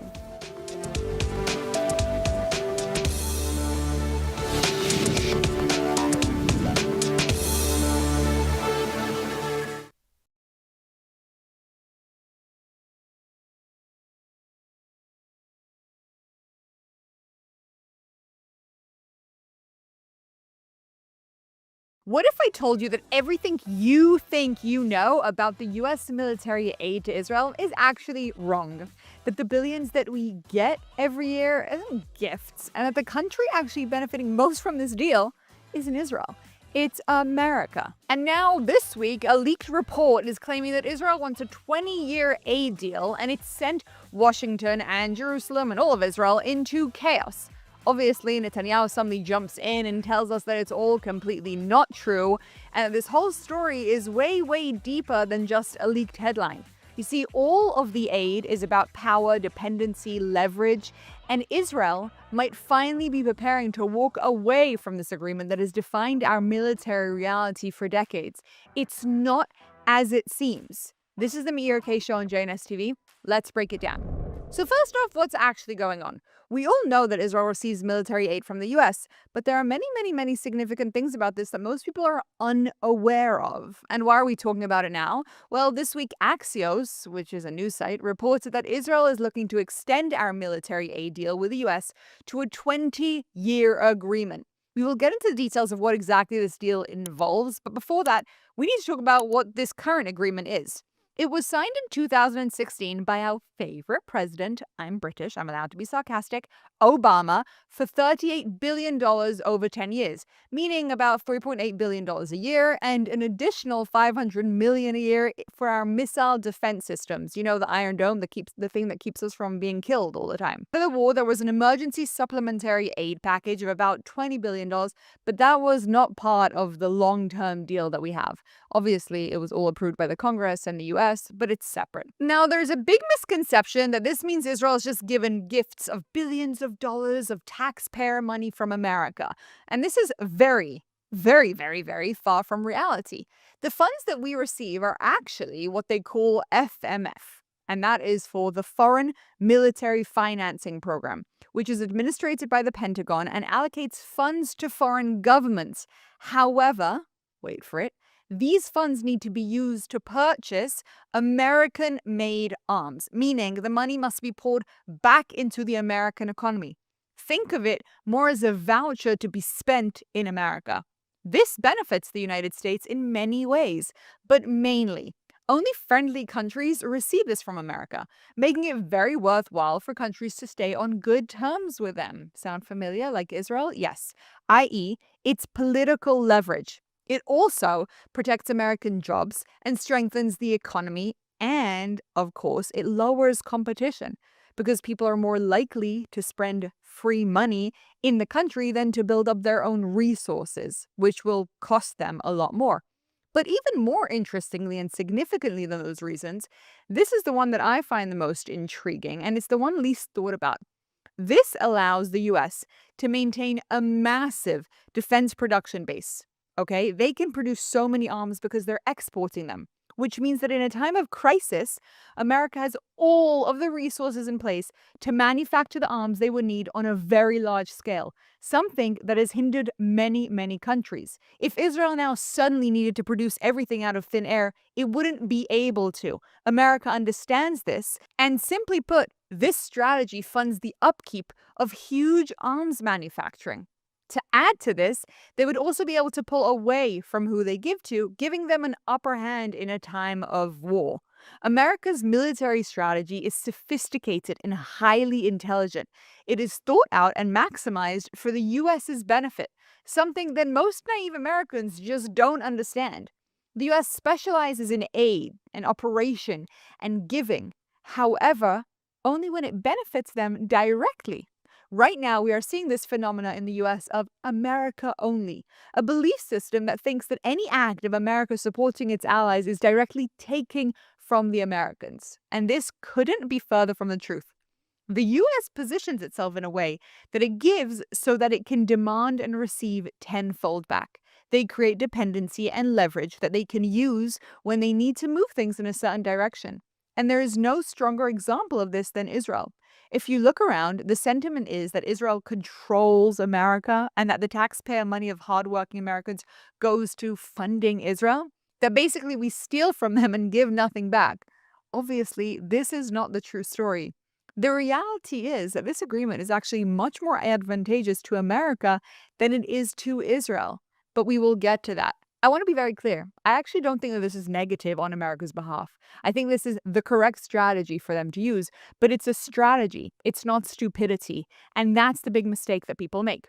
So why do they believe we just take and take and take?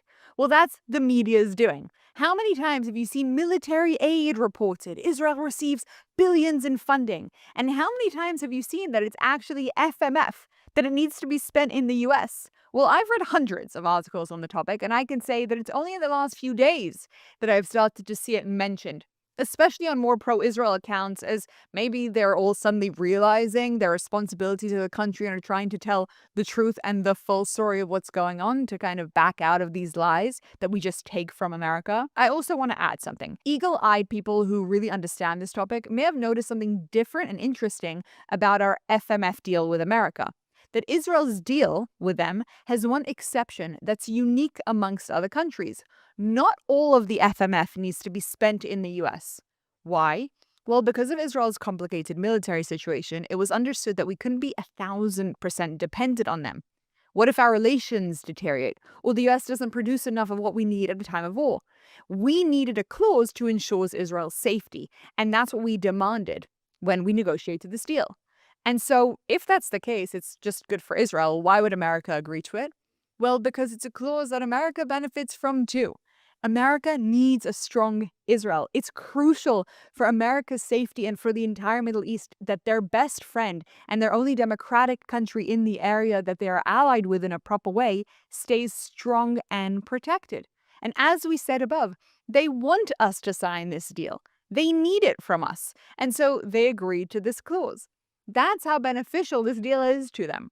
By the way, just FYI, this FMF part, the part where we don't have to spend all of the money in America, it's set to phase out with this deal. And just FYI, according to Bibi Netanyahu, at least 80% of it is spent in the US. The other 20 goes to Israeli arm manufacturers and Germany, who now have said they won't send arms that would go to the war in Gaza, so he might phase that out as well. By the way, the investment in Israel that we make with this money helps America as well. We have niche intelligence and aid abilities that the US uses. FYI, we also spend our own money inside of the US with private military companies outside of the FMF deal. We spend a lot and boost America's economy, specifically the military economy, tremendously.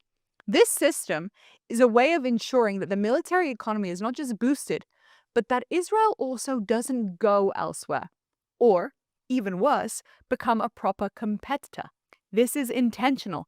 They don't want us competing, and they don't want us self-sufficient. Right now, Israel exports 2.1 of the world's military equipment, and think about how insane that number is in comparison to how small we are. We also have 3 companies that are on the top 100 world arms producing list: Rafale, Elbit, and IAI. Our exports bring us revenue of billions a year, and interestingly enough, India is actually our #1 buyer. The US and Europe are in a close second. That's what we've been able to do with basically most of our funding going to spending money in America. Imagine if we put our minds to really growing it from our economic perspective. Our knowledge, the fact that our tech and everybody here, almost everyone, has graduated from the IDF, makes us a basically potentially superpower in military equipment development. That's something that the US understands and actually isn't particularly interested in. And that's why the money that we receive, my friends, is money that comes very much with golden handcuffs. Something, thankfully, that more and more Israelis are starting to understand. Because in 2028, our existing MOU expires. And yes, we're going hard today on the shortcuts. What's an MOU? A Memorandum of Understanding, and it's used instead of a contract. This is because in the US, Congress needs to vote on the amount of aid sent every year because of the budget, etc. So whilst an MOU is not legally binding, it's politically binding, which works for both parties. It guarantees the political commitment, but without the rigidity of a legal contract. It allows for amounts to be changed in times of emergency, let's say during a war, but it is seen as a political contract and it is non-negotiable, basically 100%. This, FYI, is the third agreement we have signed. The first one being in 1998, which was worth $21.3 billion, and then in 2008, worth $32 billion. Of course, our financial aid relationship with them started way before that, already in the 1970s, due to the Yom Kippur War. What many people don't realize is that actually for years, a huge amount of this financial aid that we received was not military, it was economic, just to keep the country afloat. In 2009, we drastically cut our economic dependencies on the US. Yes, that coincides directly with Netanyahu becoming prime minister and working on making our country a little less socialist. And the majority of the aid was then funneled into our military. We cut out the economic aid, and the same way, potentially, we could cut out the military aid. On the back of this deal soon expiring, conversations about the aid grow here from day to day, not just because Americans are becoming so against it and using it as a reason to hate us, but because Israelis over the war started to realize that maybe there's a price we pay for this aid, and maybe it's actually not that worthwhile. And so back to the story that Axios broke, claiming that this new MOU being discussed would have two significant changes. The first, it would be a 20-year agreement. That's terrible. The second, some of the money would be designated for joint US-Israeli research and development, rather than direct military aid. That could be in the fields of defense tech, defense-related AI, and the Golden Dome missile defense project. Why are these two things significant? Well, it seems that Israel is suddenly paying very close attention to the changes in the wind of the MAGA movement. Let's do the math. A 10-year agreement would mean potentially 2 terms of J.D. Vance and then some unknown. It would be during that time that a new president is being elected that a new agreement would need to be signed, which would make it a political campaign hot topic. If, and I say if carefully, the direction that we are seeing now, this massively anti-foreign aid sentiment continues, Israel would in theory want a deal locked in that can survive those winds of changes. And 20 years is a pretty long time. And as for the research, again, they're looking at what the US people are saying and they want to make it sound more appealing to them. That no, they're not funding bombs to be dropped on Gaza, but Israel would actually be helping their intelligence and defense. Once again, showing a lacking and embarrassing misunderstanding of the anti-Israel sentiments that are growing. But that's for another episode. So back to this agreement. Why am I even talking about it? Seeing as within a few minutes of it being publicized, Netanyahu immediately claimed that it's fake and that Israel is actually looking to remove its dependency on the US militarily, which is wonderful news, telling Erin Morlan on her rather peculiarly perfectly timed interview, I have a meeting about this in just a few hours. I'm not going to lie. I don't think that interview and the leak were a complete coincidence. If I had to bet, this response was very much intentional by Bibi for a few reasons. First, he wants to show Israelis that he's taking the Israel first sentiment very seriously. The left is an entirely different story, but here, the right, Bibi's voter base, has been calling for lessening our dependency on the US throughout the war. The elections are coming up here in Israel. He knows that a lot of people might be feeling very grateful and appreciative for his wins, but also that maybe it's time for a change. This is the kind of change most of us know that very few politicians can do. Bibi is by far the most qualified of our current options to lead such a delicate matter with the US, and so in many ways this is the beginning of his campaign promises. I know the dependency is wrong, so I will change it in the next few years, because I'm the only one who really can do that without burning the bridges with the US. But to do that, I need to be in power. Also, secondly, it sets the tone. A fake report is something that Bibi has every right to denounce, but he has now set the stage for America to prepare for Israel to back out of our agreement. Remember, every public statement is significantly thought through before. It also proves once again how the media is always lying, a sentiment that Bibi pushes tremendously because it works to his advantage. And number 4, if he's actually behind this 20-year deal, he needs leverage to pull it off. because, again, he's noticing what's going on in America. To do that, he needs to show that Israel isn't desperate for this, but actually the opposite. If the US wants us dependent on them, they're going to need to fight a little harder and come towards us in this agreement. Now, I appreciate that that may have sounded like I was speaking negatively about Bibi, and I don't mean that at all. I think this is a genius strategic move. It sets the ground in many ways for us to be able to start pulling away. And the reason he's talking to his voter base? Well, because I hope he knows that we are actually correct. This dependency has caused us a lot of issues, but we'll get to that in a second. You see, Trump is under a lot of pressure from his MAGA base to move away from funding foreign governments. I personally think the hate of Israel is less than the media thinks. I think the right, even the really anti-Semitic part, has a stronger hatred of Islam and actually, in some ways, appreciates Israel's strength in fighting them. But they do not like foreign intervention. They do not like feeling like they are being controlled or that their money is not being invested back in them. The funny thing is that this may be the first time that me and the Nazi MAGA base of America only agree. Well, that might be a bit of a stretch, but in theory, they think America shouldn't be giving any aid.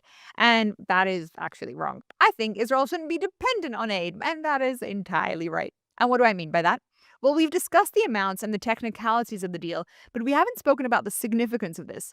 Why does America want us so dependent on them? You see, no money or voucher comes without a price, and the price we pay is their control over us. Remember how just a few months ago, even though it feels like an eternity, the Biden administration, despite having this agreement, dragged their feet and put us in seriously threatened position by not providing us the arms we needed, postponing shipments, which in turn hindered our wartime efforts, and the things that they demanded of us, the crazy aid to Gaza, amongst others, during the war. We spent so much time trying to smooth things over diplomatically with them, time that should have been spent with us focusing on the fight. This was the first alarm bell that people in Israel started to notice. 1 second, why do we have to listen to Biden on what's right for us as a country? And why are we so unbelievably dependent on them to be able to fight? Up until this point, most Israelis had felt gratitude that America was willing to come in and save us. But suddenly they realized that these gifts came with strings attached. And now, with Trump, at his behest, we stopped the fighting with Iran before the taking out of Khamenei, of the Republic truly being destroyed, leading us now to an inevitable Iran 2.0. Not to create fear, but that definitely has to come sometime soon. And now with the ceasefire and the potential peace deals. Israel cannot do what Israel wants alone. We must do what the US wants from us. Sovereignty over Judea and Samaria, not on their watch. The irony of Americans thinking we control them when the reality on the ground is actually the complete opposite. We are stuck at their beck and call. Right now, even with the most supportive administration of all time, it's proving that sometimes it has bad side effects for Israel. And what would happen with an anti-Israel administration? I don't actually blame Trump. I think he is right. He does what is right for America because he is their president, but that is not the same as what is right for us. And that's not to say that we lack gratitude for what we have done together. Our gratitude is immense, but it's also short-sighted. This relationship is one of the most amazing relationships of all time between two countries. Israel and America are allies like almost no other, and the things that we can do together are wonderful. But sometimes the cost of that is just a little bit too much, and the relationship is very uneven.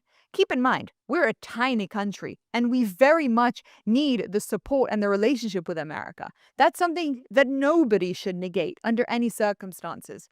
But do we need this continued dependency? Do we need to be that little kid begging for help from its master? Or rather, should this relationship equal itself out a little bit? Let's take the 200 terrorists hiding in the tunnel that Israel wants to eliminate, because they're Hamas terrorists. The reason we haven't, in part, is due to American pressure to keep the ceasefire going. They can only make that demand of us because they know we can't afford to piss them off. If October 7th taught us something, is that we have to be at least a lot more self-sufficient than we are now. The countries of the world hate us and will happily condemn our every move. God is on our side and Trump came into power, but what if Kamala had come in place? The hostages coming home would have been a dream long forgotten, not to mention the Iran nuclear threat, the Houthis, and everything else we've had to deal with. Our friendship with them is so important, but our dependency on them is nothing short of very, very, very dangerous and wrong. And it must stop, not just because of the dangers, but because there's also potential benefits to this relationship shifting. Israel is fully capable of becoming a military production superpower, a serious competitor in the world, and yes, also to the US.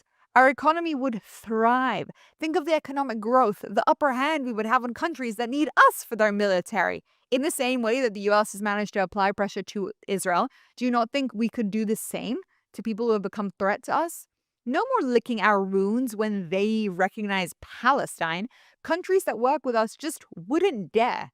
We would become a mini US in our own right, financially strong, with leverage, but most importantly, able to protect ourselves completely without international diplomatic considerations. Now, I just want to say, whilst this sounds utopian and amazing, navigating this is going to be incredibly complex. The time it would take us to build what we need is years away, and there is no commitment that the US will then help us defend ourselves in the meantime. If there is someone who can do it, it's Netanyahu. But there's a reason it wasn't done before. It's risky, really risky. I mean, here's an example of a risk that most people probably haven't even thought of. Have you heard of QME? I told you we're going hard on the abbreviations. Qualitative Military Edge. Well, in 2008, a law was passed that requires the US government to maintain Israel's ability to defeat any credible conventional military threat from any individual state or possible coalition of states or from non-state actors. In easier, simpler words, basically, the US must ensure that any weapons it provides to other countries in the Middle East do not compromise Israel's QME. We, Israel, must be able to have the upper hand militarily.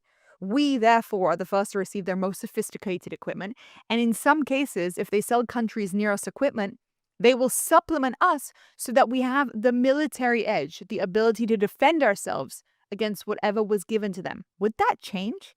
Would countries that don't like us suddenly gain an upper hand on us? We know the US has military deals with many, many Arab countries in the Middle East.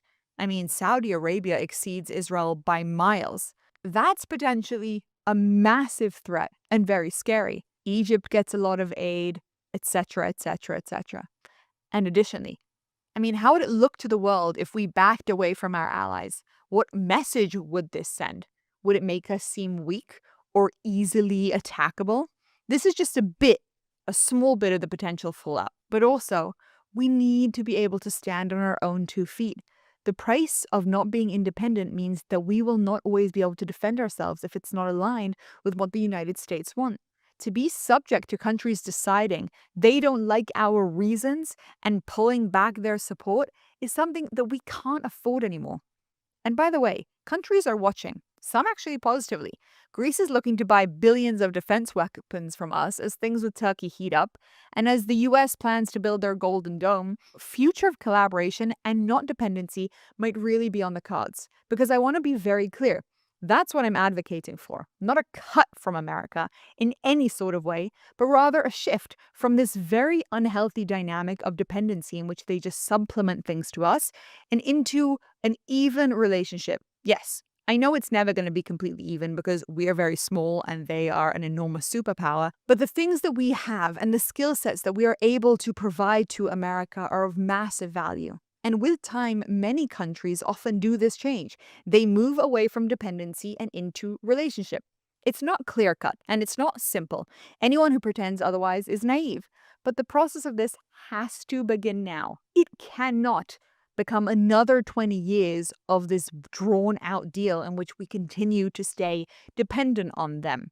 These negotiations are imperative. This could be the opportunity to move us towards a path of independence. Maybe we'll get to use the MAGA hate to our advantage. I'm not talking about 100% freeness from the US. After all, the relationship benefits both sides tremendously, and we don't want them as enemies. I have endless gratitude for what they have done for us and believe that this relationship is truly mutually beneficial. All I'm saying is that it's time to move this relationship from a codependency to a healthy friendship. And thank God, Israel is starting to wake up to that. This is just a small part of the massive and dramatic shifts that this country has seen in the wake of October 7th. We've come to understand that everything, really, that we had in place just actually doesn't work. And whilst, yes, we have the left here in Israel fighting for this thing, unbelievably celebrating our Trump relationship whilst booing Netanyahu and not seeing him as any part of it at all, the right has been a little bit more discerning, a little bit more aware. They have noticed the Gaza aid that we've been forced to send and how that's kept this war going way longer than it needs to. And they've noticed many other things. This is just a small example of the changes that we're starting to see here in Israel. The shifts that really, really were a long time coming.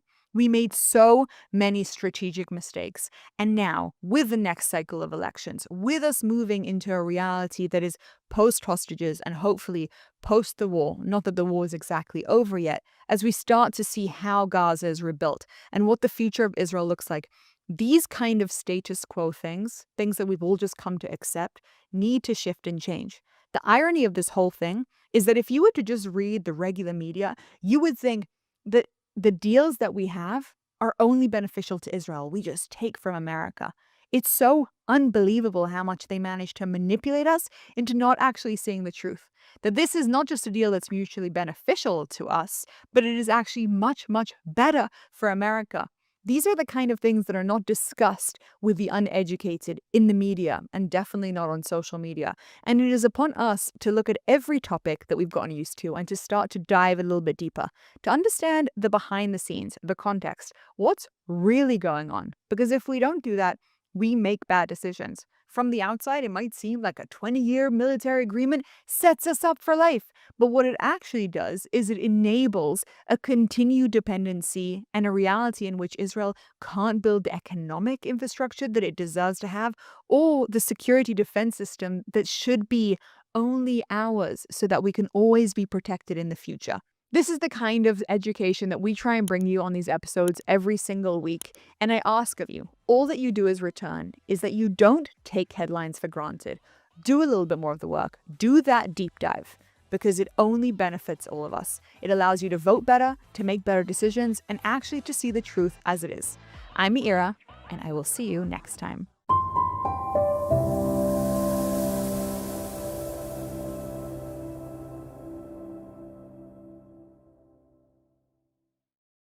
On December 8th, ILTV and Be'Sheva are bringing one of Israel's most prestigious annual events, the Jerusalem Conference, to Miami. The conference will bring together leading figures from government, business, diplomacy, and Jewish organizations to address the most pressing issues facing Israel and the global Jewish community. More on this from ILTV's Mayan Hoffman. Under the theme Stronger Together, the Jerusalem Conference in Miami will focus on strengthening the bond between Israel and the diaspora, exploring ways to deepen mutual understanding and solidarity during one of the most challenging periods in modern Jewish history. The December gathering will include high-level discussions on U.S.-Israel relations, the future of diaspora Jewry, and Israel's economic and national resilience during wartime. Senior U.S. and Israeli officials, including Ministers Yariv Levin, Amichai Shikli, and Miki Zohar, along with MK Simcha Rotman and Jerusalem Mayor Moshe Leon, will all take part. The event will also feature business leaders and philanthropists, including Simon Falek and his daughter, Tila Falek. We feel like we need to support Israel unconditionally, and that is what we try to do. The main conference will take place at the Beth Moshe Synagogue, where the Jerusalem Award will be represented to individuals and organizations that have demonstrated exceptional commitment to the people and land of Israel. We see in the past years the shift of Jewish community, the centers are changing. It was New York in the past and it's becoming Miami. The shift, symbolic and geographic, reflects a new phase in global Jewish engagement, one in which Miami is emerging as a powerful hub for Israel advocacy and Jewish unity. In the last 2 years, we learned that we must strengthen our connection, our solidarity. This event is part of this solidarity, part of this connection. I think what we need to discuss is what we're seeing now in the far right.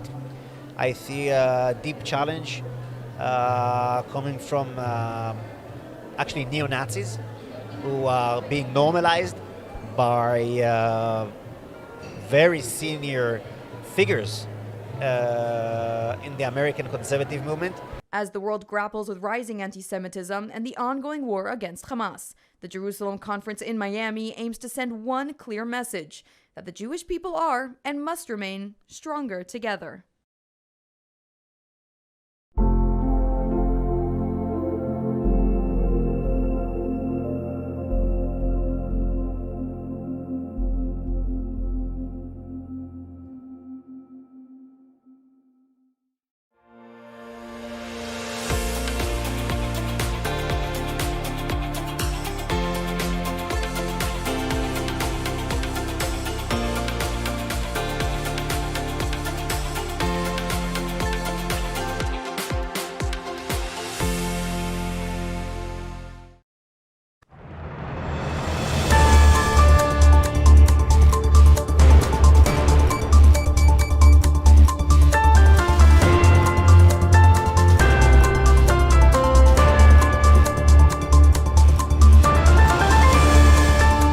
Welcome back to ILTV on the Hour. We're live from Israel, bringing you the biggest headlines of the region. I'm India Naftali, and here is your roundup of the latest developments coming out of Israel. Just this morning, IDF troops in Khan Yunis spotted 3 terrorists crossing the Yellow Line, which is the IDF's withdrawal and security boundary in Gaza. The army says they posed an immediate threat, and the IDF eliminated all 3 terrorists. The IDF says the troops remain deployed in accordance with the ceasefire agreement and will continue to operate to remove any immediate threat. And now, Lebanon is calling for global intervention following yesterday's Israeli airstrike in Beirut. President Joseph Aoun says the attacks must stop immediately after the targeted killing of Hezbollah's de facto military chief, Haitham Ali Tabtabai. According to Lebanese officials, 5 Hezbollah members were killed, including Tabtabai. Defense Minister Israel Katz warned that anyone who raises a hand against Israel will have his hand cut off, and said Israel will not allow a return to the threat levels that existed before October 7th. And continuing with the Beirut strike, we're now learning that the operation was ordered directly by Prime Minister Netanyahu. This came after recommendations from both the defense minister and the IDF chief of staff. Tabtabai had a $5 million U.S. reward on his head for commanding Hezbollah forces in Syria and Yemen, and for planning cross-border attacks on northern Israel.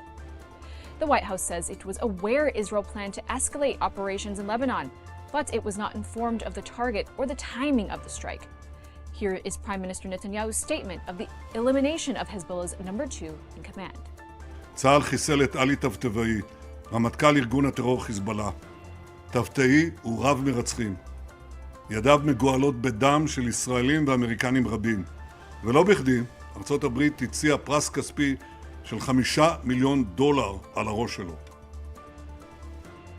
And now a more concerning development for Israel. Less than 6 months after Operation Rising Lion, Israeli intelligence says Iran has already rebuilt most of the missiles destroyed in June and is close to returning to pre-war strength. Iran is now nearing a stockpile of about 2,000 missiles capable of reaching Israel and could have them ready within months. During the 12-day war, Iran fired more than 550 missiles and over 1,000 drones at Israel. And beyond what Iran launched, Israel also struck Iranian bases directly, destroying another 1,000 missiles and 250 launchers on the ground before they could be used. Analysts say Iran's plan for the next round is far more aggressive. They plan to launch a mass firing of 2,000 missiles at once, aimed at overwhelming Israel's defense systems. Defense Minister Israel Katz has ordered a new operation to maintain Israeli air superiority and deter Iran's advancement. Finally, more than 2 years after the start of the war, IDF Chief of Staff Eyal Zamir has issued the first round of dismissals for command failures leading up to the October 7th massacre. Zamir met with several current and former officers delivering consequences based on the findings of the Turgeman Committee. The Turgeman Committee is the special panel reviewing the IDF's internal investigations into the October 7th failures. Among the most senior individuals being dismissed is Major General Oded Basyuk, who is being removed from reserve duty. Major General Shlomi Binder received a command reprimand, but will retire after his term. Several other officers, including the former intelligence officer of the Gaza Division and the head of the Operations Brigade and Intelligence, are also being removed or concluding their service. The Churchman Committee found major operational and intelligence failures across multiple command levels and said parts of the IDF's own internal investigations are still incomplete. Zamir said the IDF must hold commanders accountable without devouring its own leaders, calling for truth, responsibility, and integrity as guiding principles. Here's what his statement was. אזרחי ישראל, כלל האנשים ששמם יקשר מעתה והלאה לאותן מסקנות אישיות הם טובי מפקדינו. כולם תרמו את מרבית חייהם לצה"ל ולמדינת ישראל. לרובם המוחלט יש נגיעה ישירה בהצלחות המבצעיות שצה"ל הגיע אליהם בשנתיים האחרונות. יש לנו אחריות כלפיהם גם כחברה. ההתייחסות שלנו אליהם תשפיע גם על דור המפקדים הבא וגם על אלה הנושאים בו היום. That's a wrap for this edition of ILTV on the Hour. Scan the QR code on your screen for all the latest updates coming out of Israel. I'm India Naftali. Thanks for watching. President Trump just greenlit the sale of America's most advanced warplane to Saudi Arabia, the F-35. Israel's once guaranteed aerial dominance now appears to be on the line. At the same time, Crown Prince Mohammed bin Salman says he's ready to join the Abraham Accords if there's a path to Palestinian statehood. That came only hours after the UN Security Council unanimously backed Trump's 20-point Gaza plan. Are Israel's war goals being achieved or slowly dismantled behind closed doors? Stay tuned for today's Israel Undiplomatic.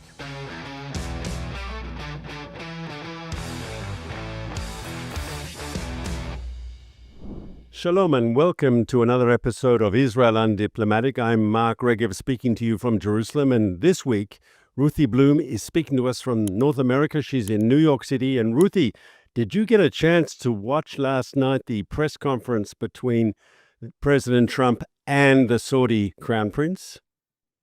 Yes, I did. What do you think about this? Listen, you know that I have mixed feelings about Saudi Arabia and about Saudi Arabia joining the Abraham Accords. I mean, it's all well and good that there are deals and mutual interest between Saudi Arabia and the United States. But, you know, I'm concerned because though the Saudis are in this alliance against Iran, it's not clear that we can trust that that Riyadh won't turn on us later. And one indication is its ridiculous insistence always mentioning Palestinian statehood. So Ruthie, I think you overstate the concerns and you understate the benefits of getting a deal with Saudi Arabia. And this is something President Trump wants. This is something that Benjamin Netanyahu wants. This is something that I think is good for Israel. I think it's good for the United States if it's possible to do. Now, of course, you raise the legitimate issue of when they say they're a Palestinian state, this is something that Israel's not going to agree to, not anytime soon at least. And so how are we going to have this breakthrough with Saudi Arabia? And I think the answer is, do the Saudis just want to tick the box? In other words, to say there's some words there, or do they actually expect it to happen? And many people, serious people, think that it's more ticking the box. They have to sort of tell their people in the other Arab and Muslim countries that they got something for the Palestinians, but it doesn't have to be something substantial. And here I'd remind you of the 60 Minutes interview that President Trump gave, 2 weeks ago now? And when he was asked specifically, well, the Saudis won't agree to peace without Palestinian statehood, he sort of gave a flippant answer saying that's just not serious. Right. But you see, this is my problem. Whenever we say, well, these Arab leaders, they just have to tick the box, as you put it, or I would say they're talking to their people and they have to pay lip service to it. That's exactly what worries me. It's not that I don't agree with it. I know the Saudis don't care at all about the Palestinians. We know that because they never help them or do anything. We also know that the Saudis hate the Muslim Brotherhood, and that's who Hamas is, and we know that. But if the Arab leaders feel that they have to satisfy the Arab street, so-called, by paying lip service to that, Well, what does that tell you about the Arab street? I mean, we've seen what happened with Egypt after all these years, where the government of Egypt, all those decades ago, made a peace deal with Israel, but the street in Egypt remained highly anti-Israel, anti-Semitic. The media, the schools, everything. That's what concerns me. Also, we know that this President Trump's 20-point plan anyway includes a clause about a path to Palestinian statehood. And we agreed to that all along because any conditions put on the Palestinians in order to be granted statehood, we know that they won't live up to that. They can't because it's not part of their ideology. They're not going to reform and they're not going to, so we know that that's not happening. And we know that Israel, most Israelis have reached the conclusion after October 7th that there's no way that's happening. Maybe in 1,000 years when you and I are long dead. Okay, we know that. But as I said, we have to be careful about getting all excited about, peace with our Arab neighbors when what it is, as you say, you always say this, mutual interest, that's well and good. But I wouldn't call it necessarily peace if the way to appease the street is by winking and saying Israel's behaving badly in Gaza. The only real street that the leadership in Saudi Arabia has to worry about is the Saudi people. And here, because the Americans are putting all these sweeteners on the table, whether it's a defense pact, whether it's the F-35s, whether it's the 300 tanks, whether it's the upgrading of the military relationship, all these things together, whether it's the nuclear reactor or cooperation in nuclear, it's not clear to me what that is at this stage. But they can sell this deal to their people that they'll say this makes Saudi Arabia stronger and safer and we can protect ourselves better. And we've also enhanced our security relationship with the United States. So that'll be their argument to their people, that this is a good deal for Saudi Arabia. On the other issue that you raised, that it won't be a real peace, look, let's be frank here. Peace is often based on political self-interest. And I want to stress why it's in Israel's interest to move forward on this. Because I think we said it a few months ago on this podcast. Making a deal with Saudi Arabia is not just making a deal with another Arab state. Saudi Arabia has a special position in the Arab world. Saudi Arabia has a special position in the larger Muslim Arab world. It is the custodian of the two Muslim holy sites of Mecca and Medina. And if the Saudis move on Israel, if they normalize their ties, it'll not stop there. You'll have other Arab and Muslim countries following suit. Important countries like Indonesia, other countries too. And if that happens, that's a game breaker. And I would argue, Ruthie, if one talks about defeating Hamas, so we're defeating Hamas militarily in Gaza, fighting this war, we've destroyed them, we've decapitated their leadership, we've destroyed their military machine. But the ultimate political defeat for Hamas, in my opinion, the ultimate political defeat for them is to have a country like Saudi Arabia recognize Israel, make peace with Israel, normalize ties with Israel, because when a country of the Islamic credentials like Saudi Arabia makes peace with Israel, that is Hamas's worst nightmare. Oh, no, there I agree with you totally. But by the way, when you say things like he has to sell it to his people, again, let's not kid ourselves about what kind of kingdom this is, all right? Sell it to the people? That sounds like you're talking about a democracy. He's running for election. No, he's the crown prince. MBS is a crown prince. It's true. He says, he's modernizing Saudi Arabia. So, 5 minutes ago, he allowed women to learn how to drive, okay? And maybe in 10 years, he'll allow women to be able to leave their homes without a male escort. What I'm trying to say is make no mistake about who the Saudis are. We spend a lot of time saying that Hamas are barbarians, and they certainly are. And so is Fatah, even though you disagree with me on that a bit.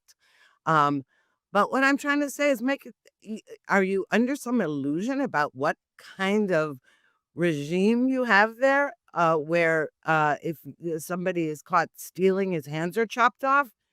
This is not the kind of thing, as I said, interests are well and good. But you always have to keep your eye on the ball.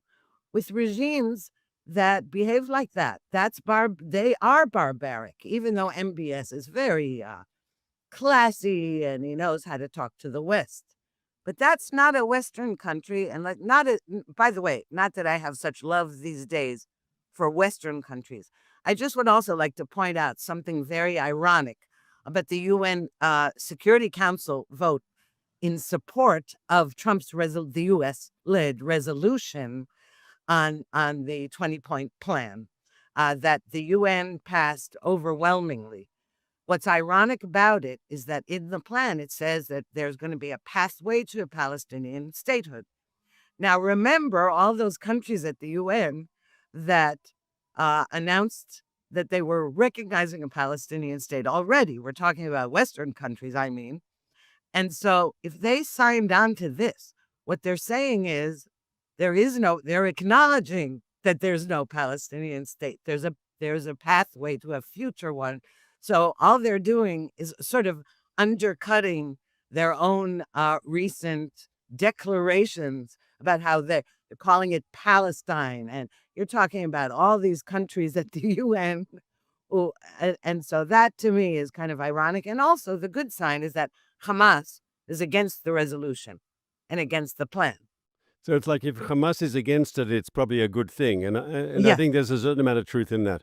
I'd like Yeah. to raise the issue that these same governments who recognize Palestine now vote for a resolution that says in the future there might be, if they meet certain conditions, a Palestinian state. I think that's typical UN and diplomatic hypocrisy, and we don't have to worry about that. That's what is it? That's path of the course. That's normal behavior. Yes. I'd like to raise though there are some very serious issues that there's been discussion on in Israel about people very worried about the Saudis getting top-rate U.S. military equipment, especially the F-35s. Makes a lot of people unhappy in Israel. They're worried about that.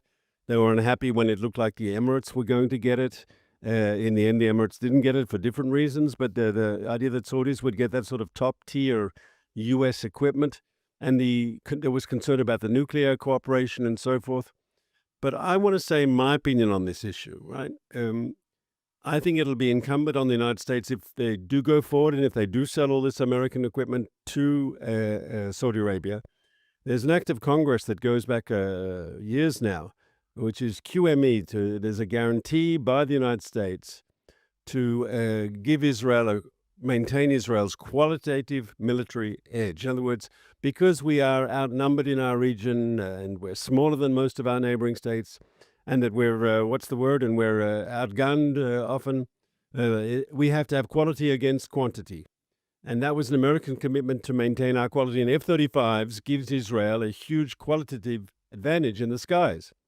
Now, if the Saudis are supposed to get this equipment too, as part of a normalization agreement with Israel as part of peace, I would hope, and I believe the Israeli government should be pushing for this very strongly, that there is adequate technological compensation for Israel in order to enhance and maintain our QME, our qualitative military edge. And I think the Americans should consider maybe giving us, no, I'm not from the Air Force, but an Israeli wish list could include things like the B-2 bomber, which was so successful in attacking those bombers in Iran. I mean, if Trump wants to sell equipment and he wants to maintain our QME, he can do so.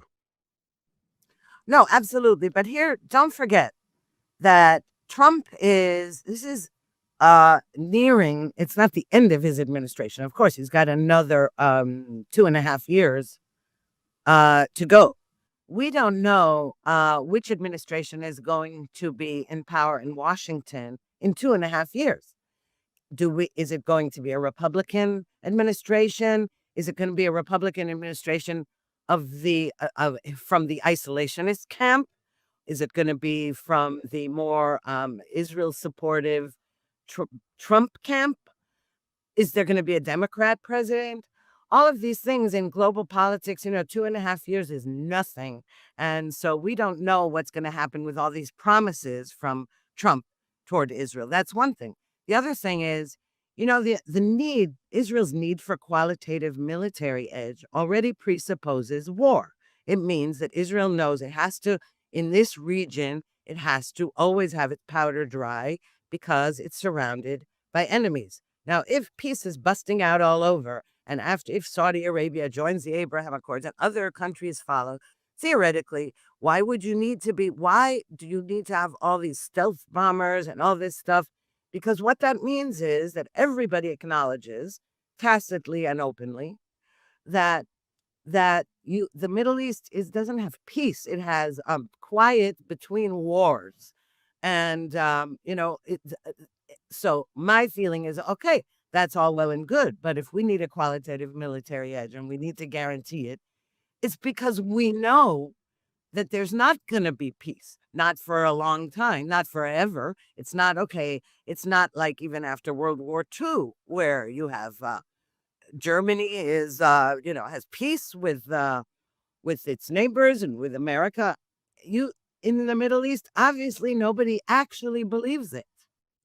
Ruthie, I have a different perspective, as you know, because I think the two go hand in hand. I believe in peace through strength, which I think is something that American presidents have said over the years. But you have peace by showing you have the ability to defend yourself. There's no contradiction between saying that Israel wants peace with its neighbors, and we have to maintain our qualitative military edge. They go hand in hand. Your ability that you are strong actually deters war and keeps the peace. I think it's a crucial element. And so, once again, I don't see any contradiction on your larger point about we live in a region where the politics is a bit, there's not a democracy around Israel, and we live in all sorts of regimes, some of them totalitarian, some of them feudal and so forth in our neighborhood, some of them just old-fashioned military autocracies, yes, military dictatorships. But Ruthie, first of all, you yourself said a moment ago that we don't know what's going to happen in America when Trump finishes his term 3.5 years from now. That's a good point, okay? We don't know what's going to happen in America. We don't know what's going to happen with our neighbors either. But if you have the assumption or philosophy that we can't make deals and make peace agreements with our neighbors because they're not democratic, well, we're not going to make peace with any neighbors because we don't have a single neighbor who's democratic. Let's be frank. That's the reality. And if you say, okay, before you said, women in Saudi Arabia have limited rights. They might be able to drive, but they can't leave their houses without a guardian and so forth and so on. I don't know what the details are. I don't keep a close eye on this. But if Israel waits for our neighbors to become Western-style democracies, well, we're waiting a long time for peace. We've got part of realpolitik is knowing what is possible and making the best with the hand you've been played. Now, our neighbors are our neighbors. Do we want to live with them in war or do we want to live with them in peace? And if it's possible to live in peace with them, that's obviously better. I also want to say something. I went to one of these Track 2 dialogues a few months ago between Israelis and members of, Arab countries. And there was a Saudi there who said very interestingly something like this. He said, all the West, he wasn't talking about Israel, but he was saying the West presses Saudi Arabia to reform, presses Saudi Arabia to make democratic reforms. Well, Saudi Arabia is reforming. Saudi Arabia is moving forward, according to his opinion. And there have been changes in many ways. Under the Mohammed bin Salman, Saudi Arabia has been opening it up and becoming more liberal internally, but it's still very much an authoritarian regime. And this Saudi was saying, if you open up the political regime, if you change the political system, maybe you're not going to have the stability that allows you to make this sort of steady reform process, economic reform, social reform, religious reforms. In other words, maybe we should accept our neighbors for what they are and work with them as best we can. No, absolutely. I'm not saying you shouldn't work with them. I'm saying don't fantasize about some great peace. Now, I have to say, on behalf of the United Arab Emirates, at least after they signed the Abraham Accords, we saw real change. We saw their efforts to encourage Israeli tourism.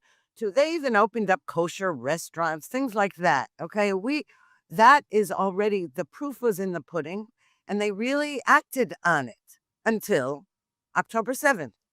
As soon as we were under massive assault from, let's face it, their own enemies as well. Like you say, the Abraham Accords countries are anti-Hamas. But nevertheless, they right away jumped on the bandwagon of saying we were committing atrocities. And so that was worrisome.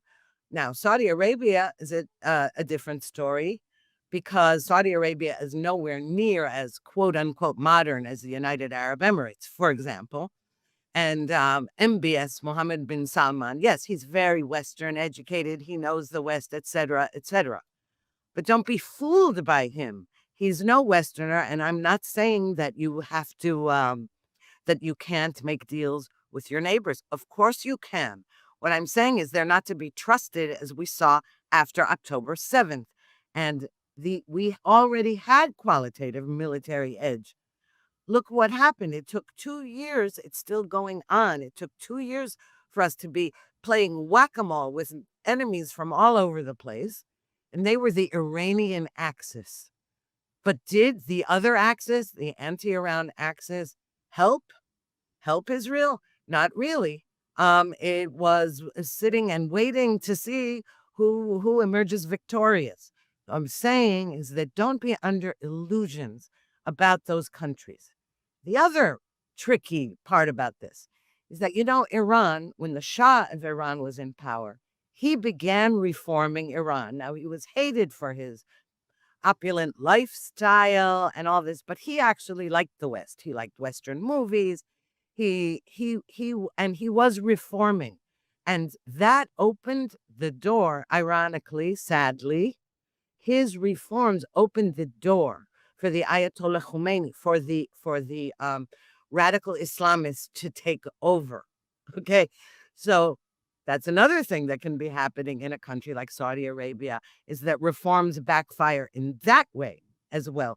I'm just saying that that I would be concerned about Israel's not maintaining its qualitative military edge, because even when we had it, you say peace through strength. Look what happened on October 7th and afterwards. I'm not talking about just that day when Hamas invaded Israel. Hamas is a crappy little terrorist organization. I'm talking about the wider region and the Muslim Brotherhood, which is a massive operation globally. So all I'm saying is that I was extremely disappointed in the behavior of our Abraham Accords partners after October 7th. They should have stood by Israel without question, since they knew that this was Iran's axis. They are enemies of Iran. And yet, when it comes down to it, when it's the Jews, they're not so anxious to jump in and defend Israel as the state of the Jews or the Jews worldwide. And I said, that's all I said, is we cannot be under any illusions. I'm not under any illusions, Ruthie, but I also look at the half glass that is full. Because you can say correctly that the Abraham Accords countries criticized Israel's handling of the war. I think the Saudis and some others, even accused Israel of genocide, like some of our European used-to-be friends would say the same things, yes? But let me remind you of the following. When French and British and Austrian and German airlines weren't flying to Israel, there were daily flights every day from the UAE to Israel and back, right? They didn't close down their air traffic. There were 1 or 2 odd days because of particularly bad fighting with Iran or something during the 12-day war and so forth. But for the whole, the UAE and the other Abraham Accords countries were much stronger on the relationship than some of our traditional friends, in inverted commas. And that needs to be said. And if you say specifically about the Saudis, now, I don't know any military secrets. I've been out of government for too long to know any military secrets, yes? But I know what was reported in the international press. And it was reported in very authoritative sources that during the war with Iran, during the recent rounds of fighting with Iran, and especially during the 12-day war, that the Saudis were giving assistance indirectly, directly to the anti-Iranian coalition. So if they speak out and vote against me at the UN, but they're helping me win the war against Iran. And then, of course, there were the Israeli operations against the Houthis in Yemen. That's right on Saudi territory. There were reports of Israeli Air Force planes flying. I don't know if it's true or not, but the report said they were flying over Saudi airspace, that the Saudis were hoping to facilitate Israeli operations. So I think even in a situation of non-normalization, you can, from reading the international press, you can presume that Israel and Saudi Arabia are having tangible, mutually beneficial cooperation. And that's all I'm saying. By having normalization, we can probably expand that. Does that mean the Saudis are always going to vote with us at the UN? No, they won't. Most of the world doesn't. Will they be better and better positioned to help Israel be stronger and safer in the region? Will it help strengthen the anti-Iranian axis? Will it help strengthen those forces who are against the Houthis and Hezbollah and Hamas? Yes, yes, and yes. And so I think this is a road worth traveling on. I don't think, my eyes are wide open. I understand the limitations. I understand the sort of regime in Saudi Arabia. I understand that their need to be part of the Arab and Muslim world. I understand all that. But knowing all that, I still think we're doing much together, apparently, under the table today. We can do much more on top of the table once we have normalization. I think it can work to Israel's advantage. I think it can work to the advantage of Saudi Arabia. There was one issue that bothered me, and that was the talk when Biden was still president, that the Saudis wanted nuclear enrichment as part of getting a nuclear energy program from the Biden administration as part of peace with Israel.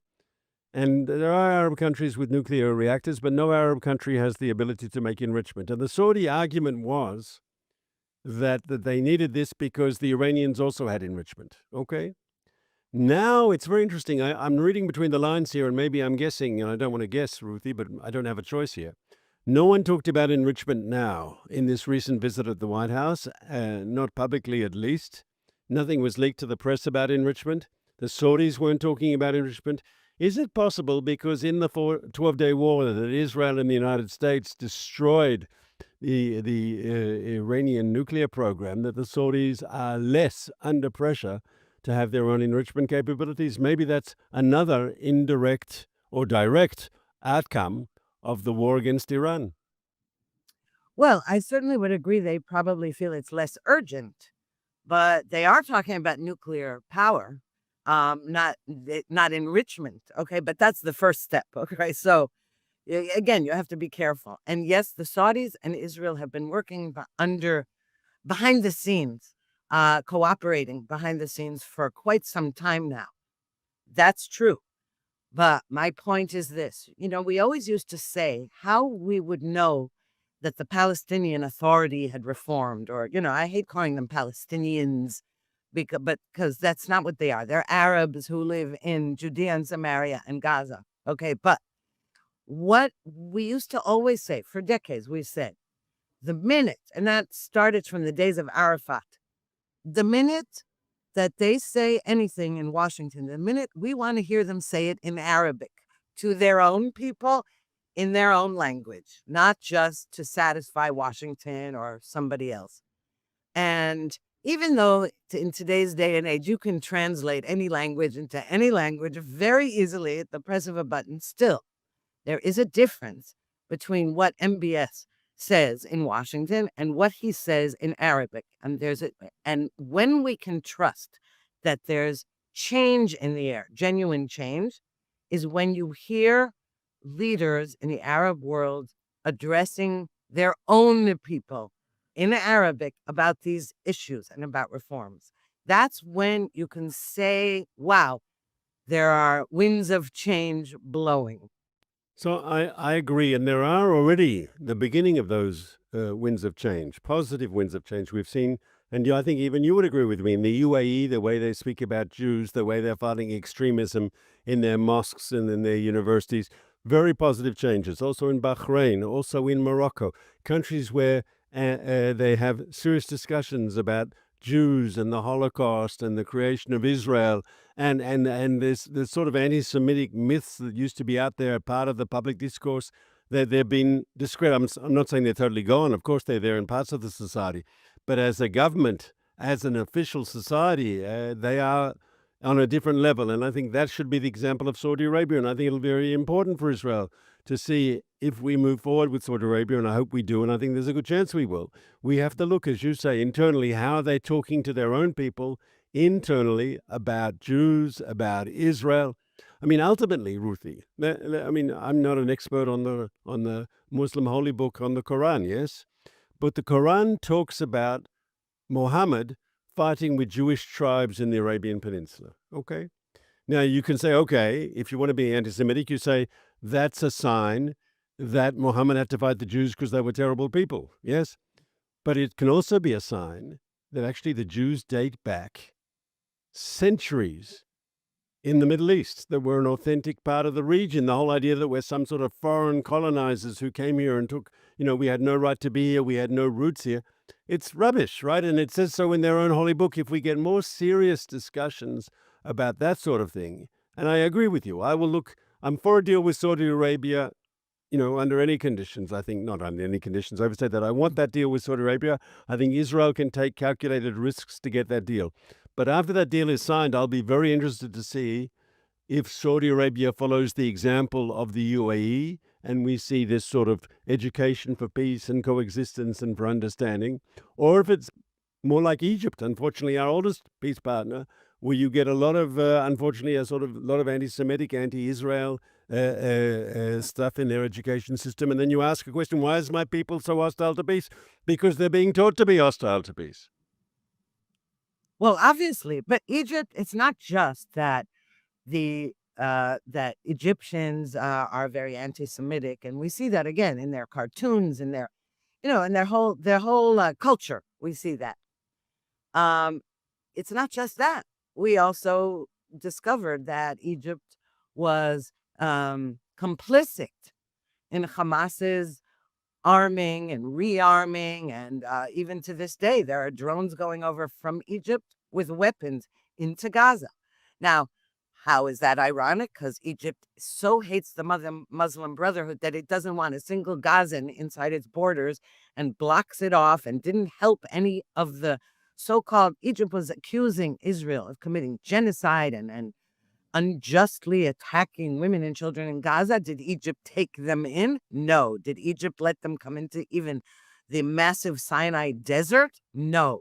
All right. But it isn't stopping them from sending weapons into Gaza while mediating, hostage releases. And the same thing with Qatar.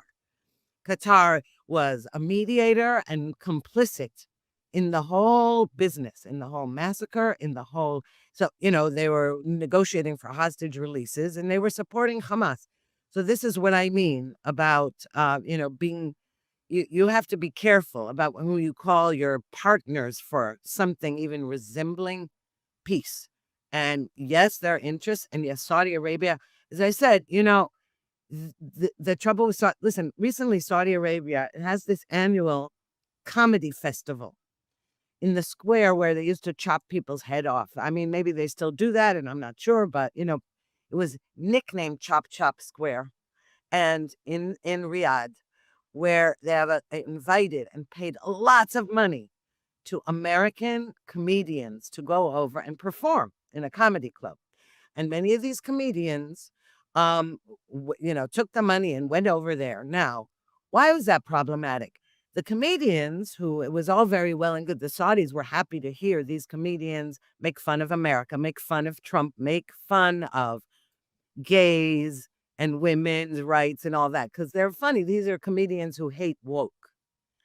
But guess what? They had to sign before before being allowed into Saudi Arabia, that the one thing they would not make jokes about is the Saudi regime.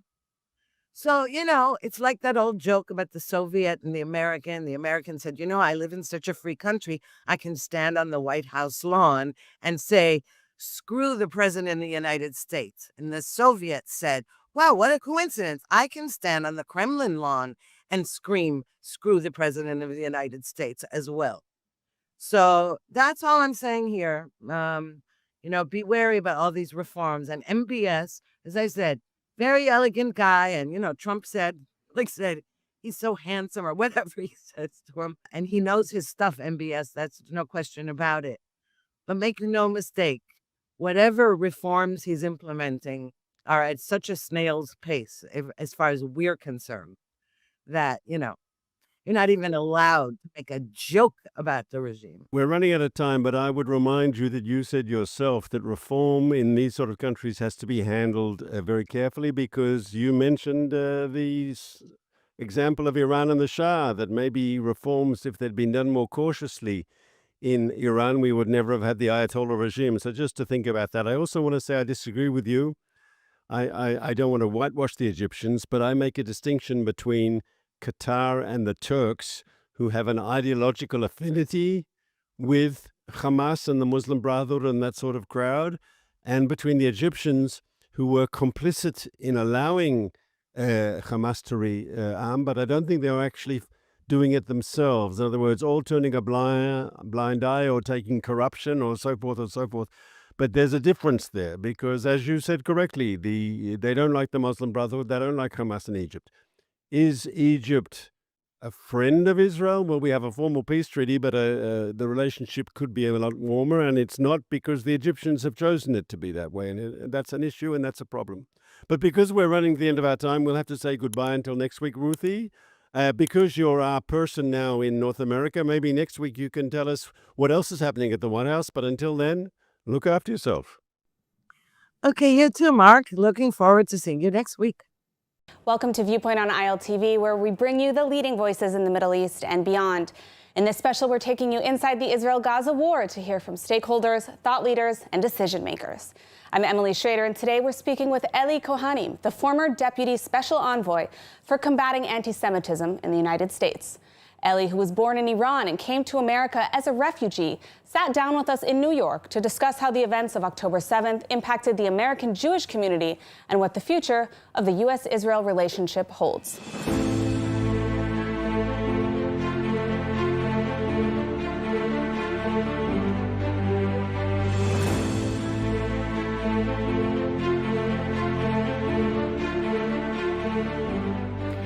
Eli Kohanim, thank you so much for joining us.